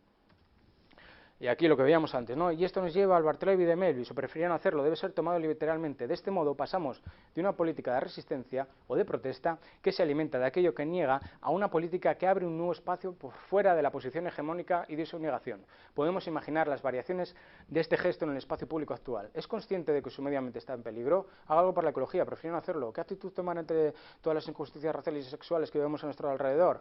¿No es tiempo de hacer algo más? Preferían hacerlo. Bueno, y, a modo de chiste, vemos que esto se lo toma, vamos, muy en serio, porque se hace hasta camisetas con este imperativo y las lleva puestas incluso en sus conferencias, ¿no? Ahí podemos leer, I would prefer not to do, preferiría no hacerlo. Bueno, ya vamos con el punto final, no quedan nada, menos de 10 minutos. Que el punto final, pues a modo de colofón, aquí vamos a tratar una cuestión que considero fundamental para estructurar el análisis final de este ejercicio crítico que estamos haciendo aquí ahora, que se titularía Razones del desborde extrapolítico de la izquierda cicequiana y funcionalidad argumentativa de las divagaciones empleadas. Es decir, la cuestión crucial aquí es: ¿por qué motivo la izquierda cicequiana considera necesario rebasar los límites políticos definidos y recurrir a las divagaciones extrapolíticas? ¿Por qué razón? Bueno, por supuesto, pues claro está, ¿no? No sería muy adecuado fundar la respuesta para esta cuestión en torno a planteamientos psicologistas, que los hay, que los he leído, que aboguen por recurrir a los gustos o al particular ingenio del propio Zizek. No procedería a arguir, por supuesto, que la izquierda cicequiana opta por las divagaciones debido al increíble ingenio del autor para establecer relaciones entre las posiciones políticas y los conocimientos que posee en torno a campos extrapolíticos, ¿no? Que se dice por ahí. Claro, desde aquí esto pues no nos lo podemos permitir, porque todo juicio fundado por medio de este tipo de directrices psicológicas pues no podrá llegar a consolidarse como un razonamiento más o menos objetivo. No vamos a considerar aquí la psicología del filósofo esloveno como un factor incausado, ¿no? Al modo del motor inmóvil aristotélico, que se desarrolla al margen de la influencia histórico-política. Por consiguiente, si se pretende dar cuenta, con criterio, de las razones que se esconden tras la necesidad o tendencia de la izquierda cicequiana a rebasar los límites políticos de la izquierda definida comunista por medio de las divagaciones, se ha de prestar atención a las condiciones de materialidad histórico-políticas que envuelven las posiciones tomadas por Zizek y se encuentran, por tanto, por encima de sus voluntades psicológicas, que este es el asunto. De aquí se deduce que, dentro del discernimiento histórico y no fuera de él, se sostiene que la izquierda cicequiana se encuentra en sus inicios implantada histórica y políticamente en los límites definidos de la izquierda comunista. Por lo que será en este punto concreto del espacio y del tiempo, y no en otro lugar, en donde deberán encontrarse tanto las causas de su desborde extrapolítico como la funcionalidad argumentativa que desempeñan en el presente las divagaciones empleadas. Por ello, vamos a adentrarnos fugazmente en las condiciones de materialidad histórico-políticas. Este es el asunto.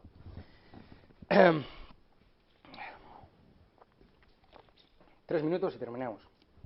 La izquierda indefinida divagante de Zizek, parte de la izquierda comunista definida, que tiene su origen en el comunismo marxista, que buscaba la conquista del Estado por medio de la clase obrera, mediante la vía pacífica o mediante la vía revolucionaria, que incluía la violencia, que lo hemos visto aquí.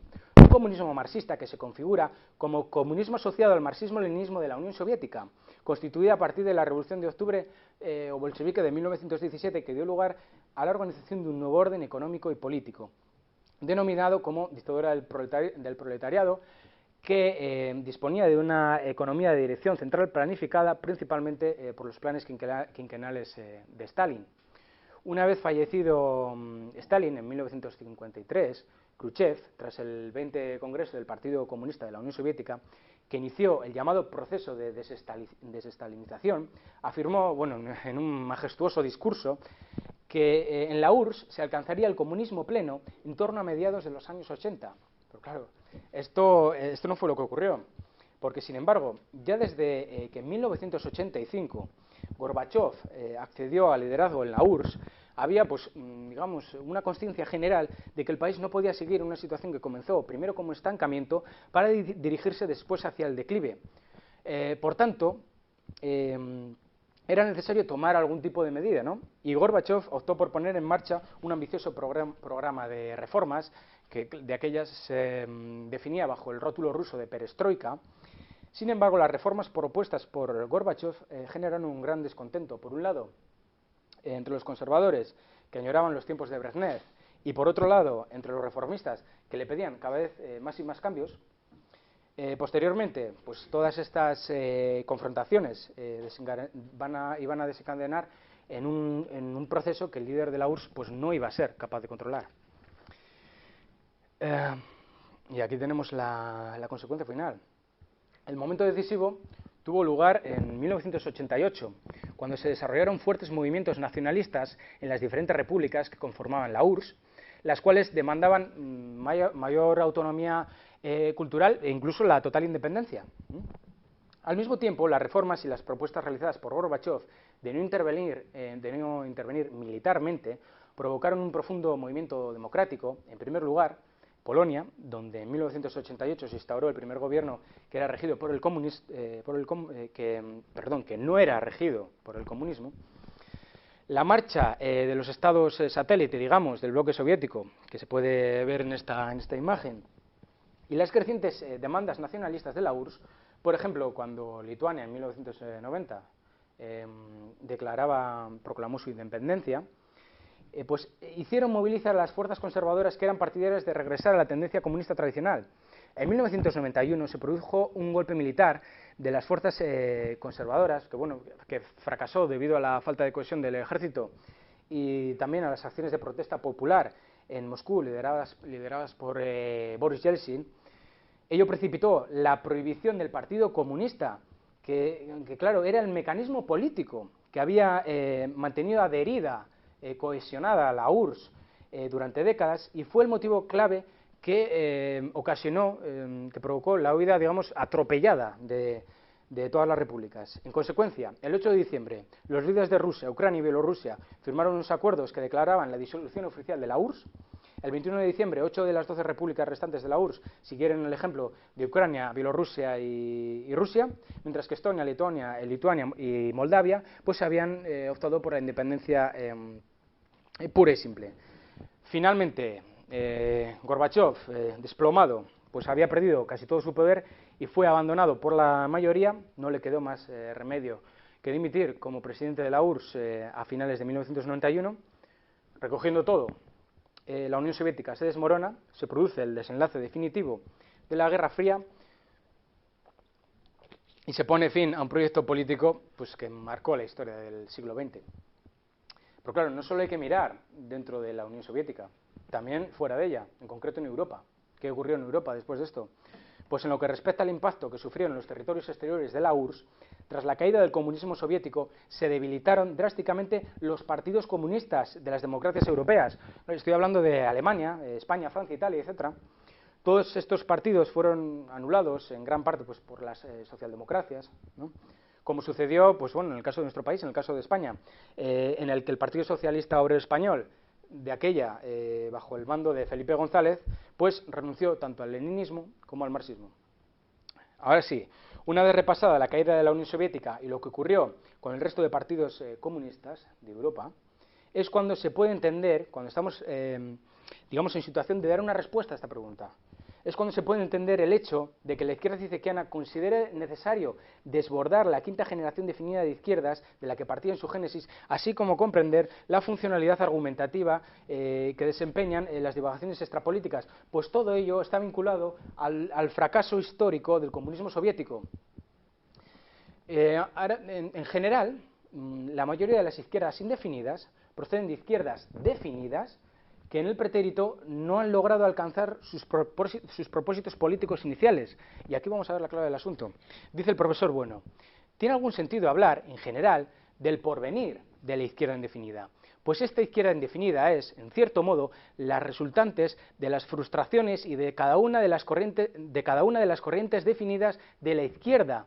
En la izquierda indefinida van desembocando, en efecto, aquellas corrientes de la izquierda que han fracasado en sus objetivos o que los ven cada vez más lejanos. Teniendo esto en cuenta, recogiéndolo y haciendo la crítica sistemática, la izquierda indefinida divagante de Zizek, como izquierda indefinida que es, no se escapa fuera de la lógica de este razonamiento. ¿Por qué considera necesario entonces desbordar la demarcación propia de la izquierda definida comunista por medio de las divagaciones?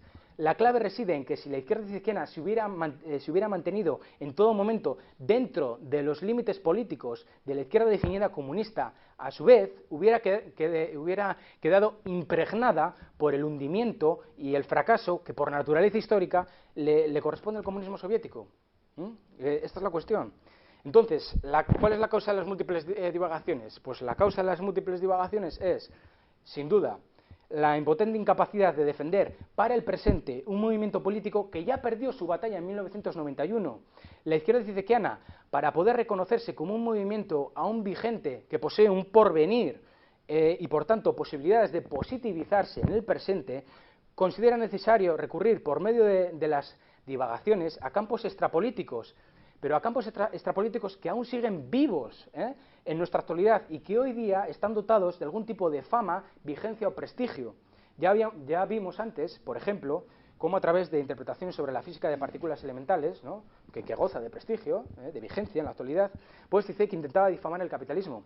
Claro, aquí se está operando como si el renombre contemporáneo o la vigencia de los contenidos que componen las divagaciones se transmitiese a la fracasada revolución comunista, reanimándola y reactualizándola para nuestros días. Pero claro, esto es mentira. Y nada, aquí termino la conferencia. Si alguien quiere realizar alguna crítica, será bienvenida, tanto preguntas, todo.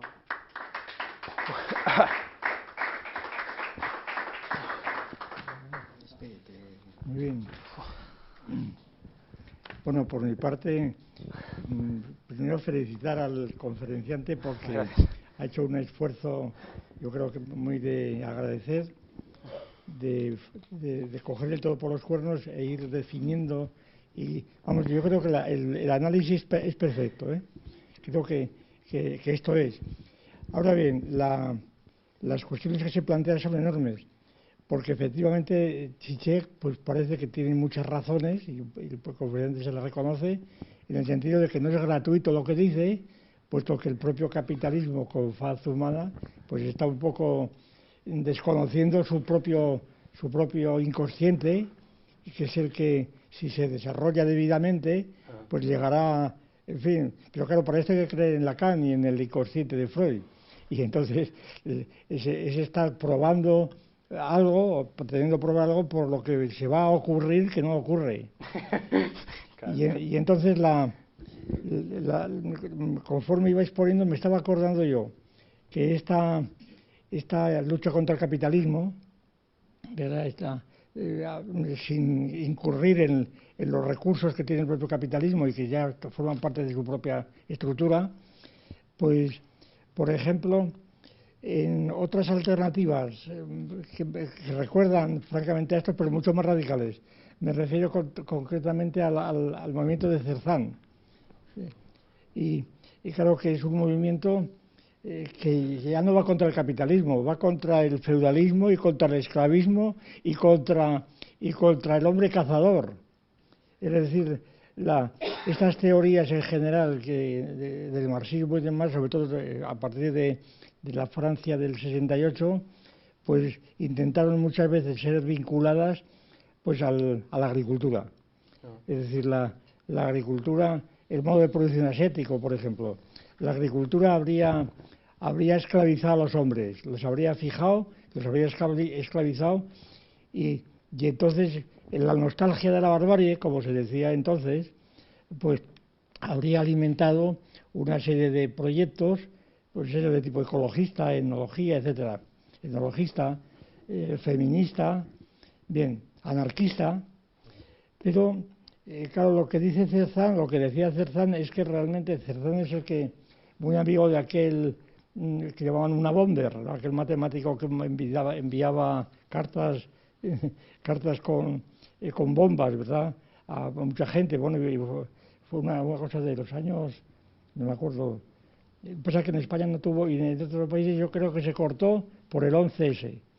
Yo recuerdo que en aquellos años yo recibí una carta de una editorial del País Vasco que había traducido a Cerzán y que me pedía un prólogo para este libro. Y yo le dije que, vamos, que me mandasen el libro de Cerzán. Después de leerlo le dije que no, que yo un prólogo no podía poner a semejante engendro y que a lo sumo que quería poner un antílogo. Y efectivamente, pues después de dimes y diretes dijeron que de acuerdo y lo publicaron, pero yo creo que el mismo día, al día siguiente, y además hicieron varias ediciones por toda España, en fin, tenían muchas pretensiones. El mismo día, o al día siguiente, ya no me acuerdo bien, fue lo de las Torres Gemelas. Entonces, claro, la atención se fue para allí y el pobre Cerzán no tuvo la menor oportunidad. Vamos, se habló muy poco de él en España, realmente. Yo no conozco una biografía sobre Cerzán. Sin embargo, la argumentación de Cerzán recuerda notablemente a la de Zizek, en el sentido, primero, de que va contra el capitalismo, pero no el capitalismo, sino la agricultura. Y entonces él predica la época del cazador-recolector, que naturalmente la línea roja, como se dice ahora, se habrá traspasado a la humanidad al cazar. El cazar ya es horrible, claro, porque ya es matar a los animales que son parte de los hombres. Entonces habría que volver a la época recolectora. Y claro, en la época recolectora, pues allí, pues luego Cerzán, que es un gran erudito, pues va criticando la música, por ejemplo, las críticas a la música del barroco como instrumentos, y sabe mucho de música. La música de Schoenberg, la crítica de Schoenberg, la música, él dice que toda la música de Rameau y sus sucesores, que es prácticamente toda la música barroca, de Haydn, Mozart, de Beethoven, Brahms, etcétera, sobre todo que la música de Mozart, pues, o la de Haydn, está calculada precisamente no por el capitalismo, porque no es el capitalismo, es por el hombre alienado, por el hombre cazador, ¿verdad? Por el hombre cazador.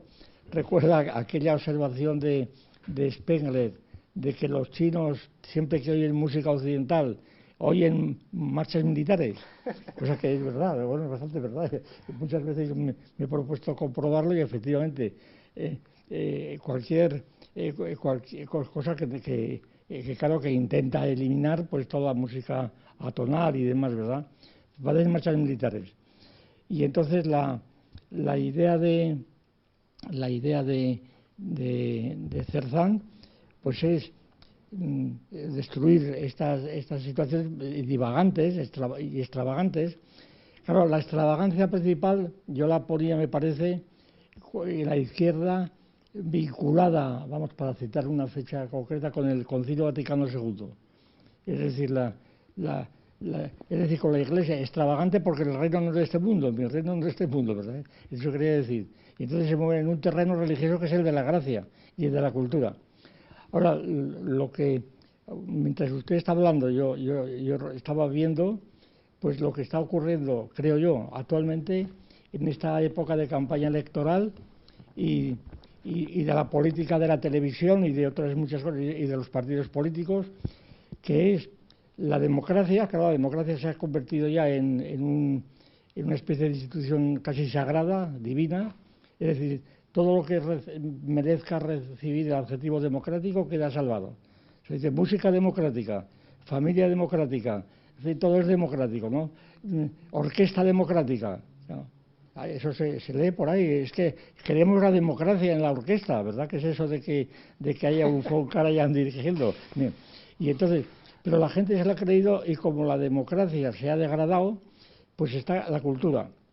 Yo invito a que se lean los programas políticos estos días, en donde los partidos políticos sobre todo ofrecen cultura, y las cartas al lector de los periódicos, y en general es la cultura lo que quiere la gente.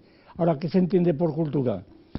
De hecho es la gracia, pero los contenidos de esa gracia son ya rarísimos.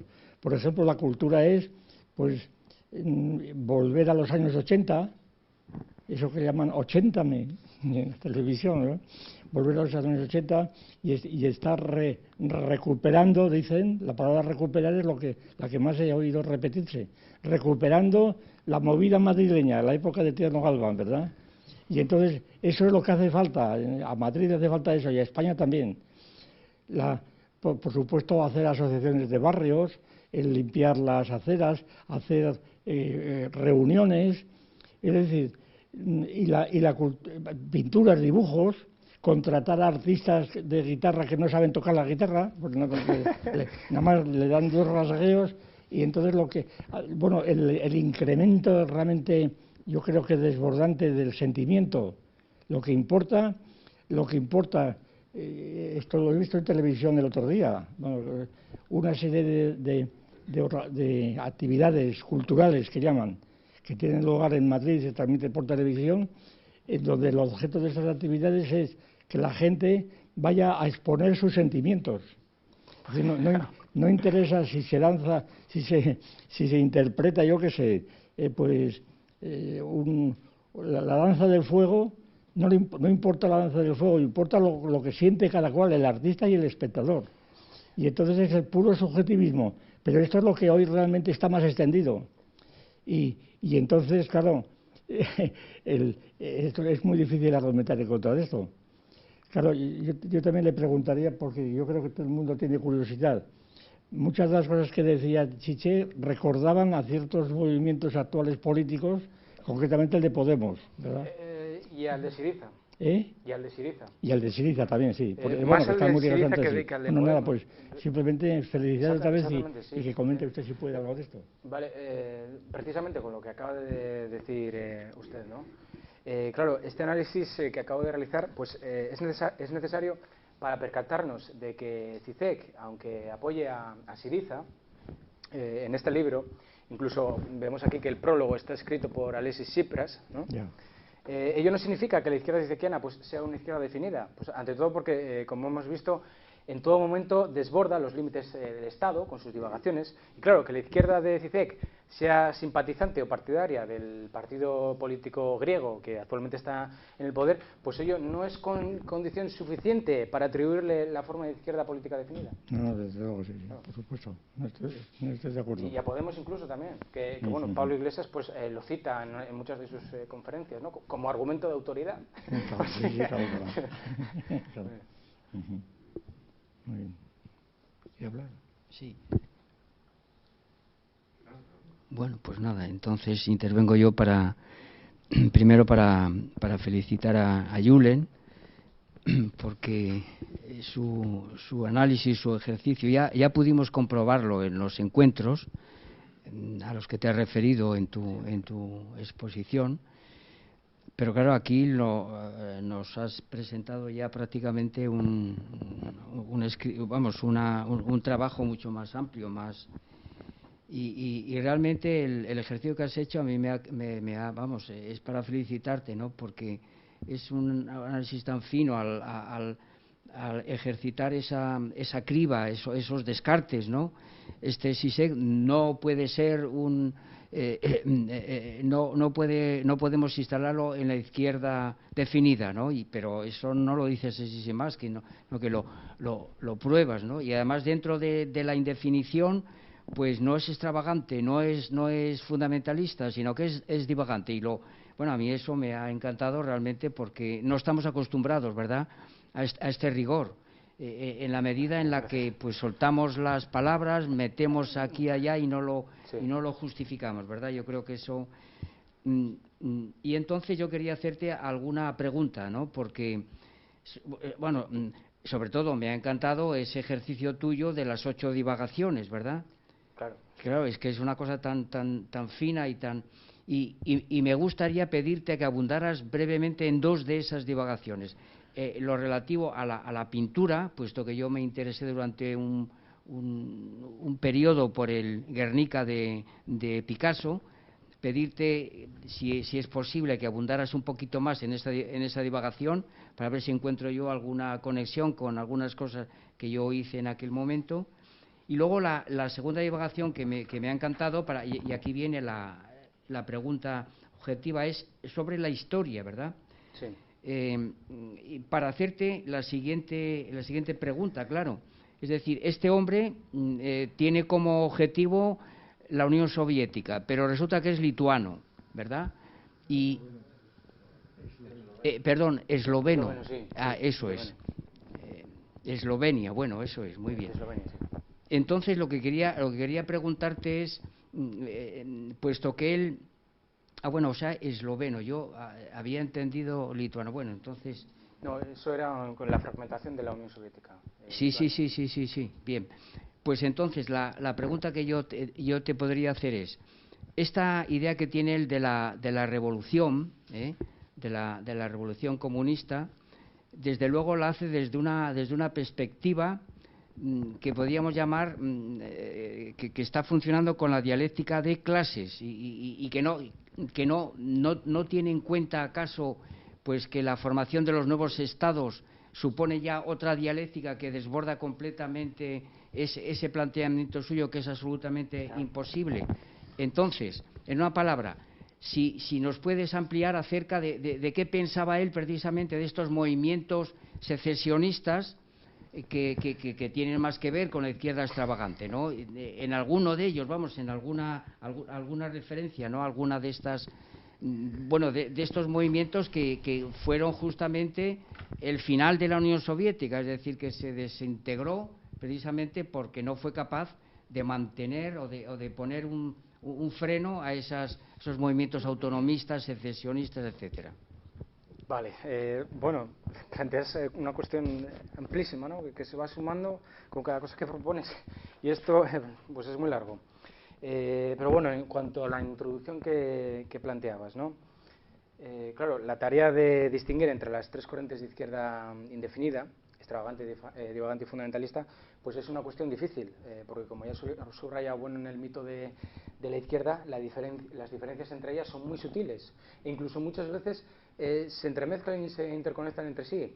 Claro, pero sin embargo, en el caso concreto de Zizek, ¿no? Que tú comentabas que separábamos muy bien, es decir, descartábamos la extravagancia, descartábamos el fundamentalismo, nos centramos en la izquierda indefinida divagante. Claro, se puede marcar con bastante claridad las líneas que posen de manifiesto su carácter divagante. De hecho, ya vimos por qué se rechazaban las izquierdas definidas extravagante y divagante, dábamos 4 motivos, ¿no? Porque era divagante, y en suma ensayábamos ejemplos de divagaciones concretas, que es lo que tú comentabas. En el caso de las divagaciones sobre pintura, pues es que el problema de Zizek es que es muy asistemático, y es decir, cuando divaga lo hace de forma completamente efímera, es decir, dedica un párrafo a este asunto del Guernica de Picasso y luego lo abandona. Es que no se puede profundizar más por este asunto, que son divagaciones tan efímeras y tan poco, digamos, constantes y duraderas que no se puede andar, es que no hay donde andar. Y en cuanto a la dialéctica de los estados, claro, es que él no la maneja, precisamente, y ese es un error fundamental que él posee. Pero claro, ¿por qué no la maneja? Pues igual en cierta medida por la influencia de la izquierda definida comunista, porque no importa tanto la dialéctica, es decir, la dialéctica no está en el plano estatal, sino está en plano de la dialéctica comunismo contra capitalismo. Esa es la dialéctica por excelencia.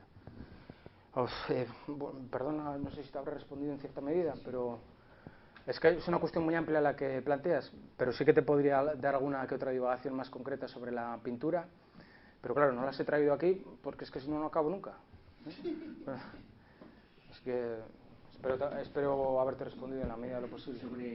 Sobre el secesionismo y los movimientos autonomistas de... Bueno, eso pues no lo tengo tratado. Bueno. En otra ocasión, pero ya que me lo comentas, pues lo trato y podemos hablar de ello. Sí, ¿cómo contemplaba él todos estos movimientos? Pues no lo tengo visto, lo siento, no. Lo siento, Tomás. El inconveniente... También tengo límites cognitivos. Es decir, los límites de estos análisis tan sutiles es que no tienen público que lo acepte. Es decir, entre los electores en estas próximas elecciones, ¿cuántos estarían dispuestos a escuchar ni siquiera una décima parte o una centésima parte de este asunto? Nada, déjenme de historias. Lo ven muy claro ellos. ¿Qué es la izquierda? La que va contra los toros, por ejemplo. Claro. Esos son los criterios que se utilizan y además no tienen nada que ver. Y entonces, y así sucesivamente, ¿verdad? Con el hecho de cultura, ¿no? La tortura no es cultura. Claro, la tortura no es cultura, pues son cosas de estas, pero a este nivel está. Y la degradación es galopante. Es decir, la degradación, basta ver las cartas al lector y las discusiones internas, ¿verdad? Cuando se discute un plan urbanístico, lo que sea, lo que se discute allí. ¿Cómo se entiende la política? Andalucía es una mina para estos análisis. Lo que allí se discute es una política pues muy parecida a la política, pues qué sé yo, de porteras que se decía antes.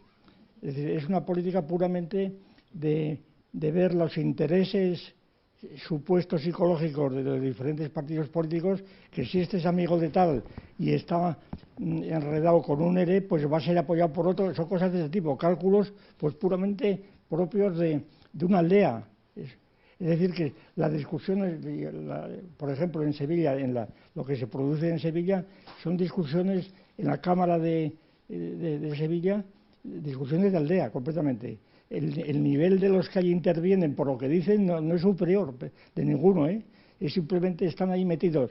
Y sin contar en Sevilla, pues todo el componente religioso que hay allí, las procesiones de Semana Santa, que eso es un tabú también, eso no es quien lo incorpore.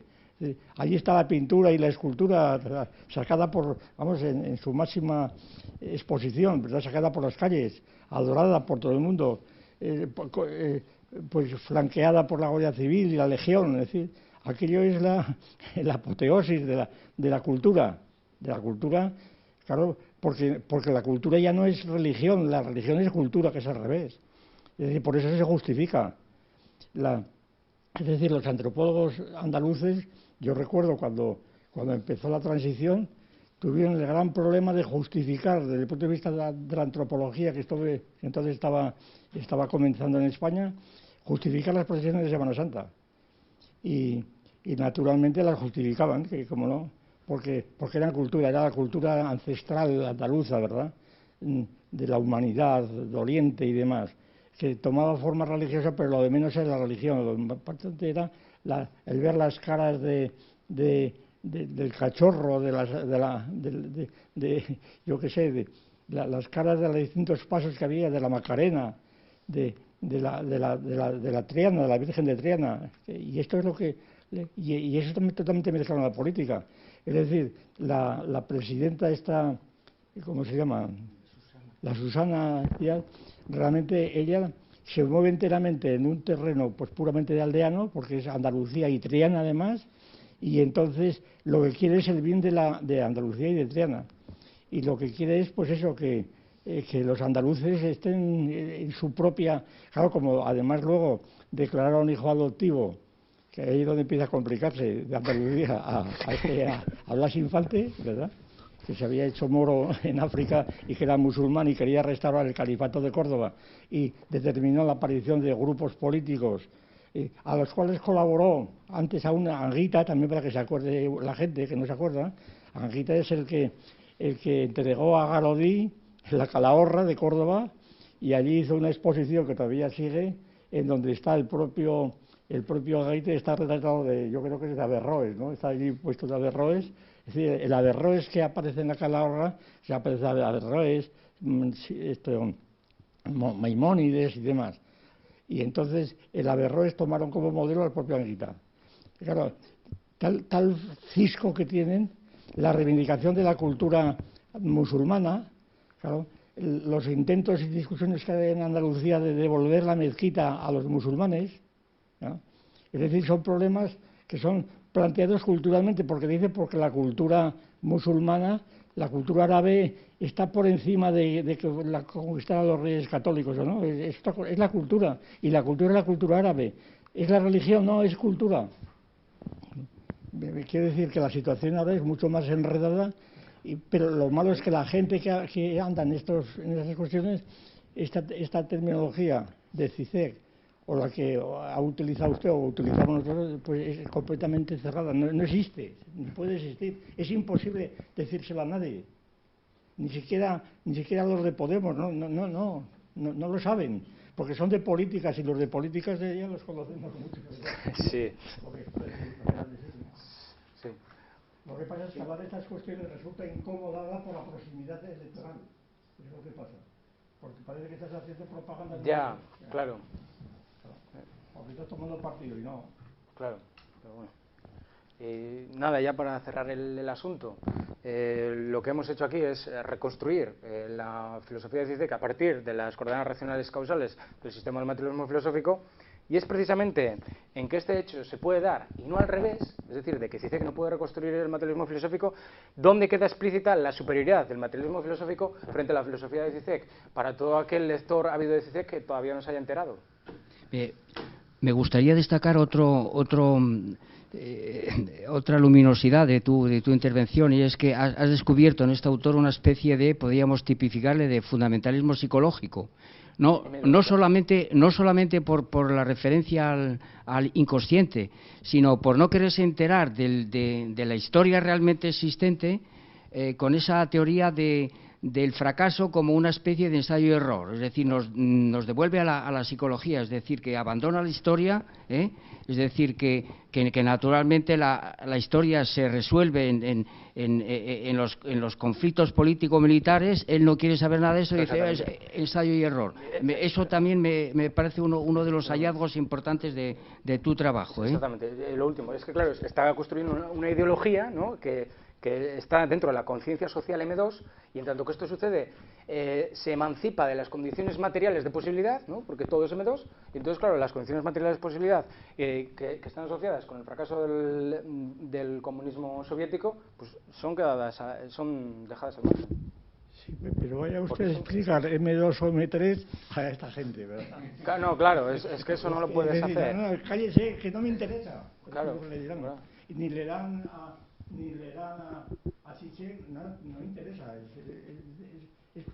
Quiero decir, la descalificación de CICEC a este nivel, que me parece muy correcta, es solamente propia de un grupo muy estrecho, muy escaso, digo socialmente, que es políticamente irrelevante, claro, lo cual concuerda con el diagnóstico que sabe usted, que es una cosa extravagante. Claro, pero es que la gente no opina, o sea, la gente opina, pero claro, no razona sistemáticamente, que este es el asunto, y si no razonas sistemáticamente, de forma crítica, pues te tragas todo lo que te viene, todos los asuntos que te vienen te los tragas. Uno de los productos culturales hoy día más fecundos y más vivos es la novela, la cantidad de los cientos y cientos de novelas que la gente lee, las ferias del libro y demás, y entonces está todo lleno de libros, la gente leyendo libros, la fiesta del libro, el libro, ¿verdad?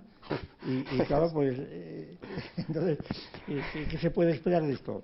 Cuando las novelas que escriben suelen ser novelas copiadas de películas, en cuanto a la redacción, el argumento, el modo de escribir, y entonces, pues el otro día escuché, bueno, supongo que todo el mundo lo escuchó más o menos, el discurso del premio Príncipe del premio Cervantes, de Goytisolo, ¿verdad? El discurso de Goytisolo, que fue un modelo de desorientación completa del asunto, de odio al pensamiento abstracto, una exposición completamente, además vulgarísima, porque lo que despreciaba el Estado y todo lo demás era la cultura también, era la cultura de la escritura, ¿no? Y entonces pero sin embargo le dieron el premio Príncipe Cervantes, y la gente lo entendió porque vive en Marrakech, porque escribió Los campos de Níjar, discursos de horrores, Los campos de Níjar, que por cierto yo recuerdo que fuimos a visitarlos a raíz de la novela de Los campos de Níjar, y realmente era una reconstrucción completamente. Estuvimos viviendo las propias casas que él describía, las alpujarras y demás. Era una cosa completamente fantástica para aquellos años, muy apreciadas por los jóvenes de entonces, que bueno, los que tienen la edad de Goytisolo, claro. Así. Sí, claro que sí.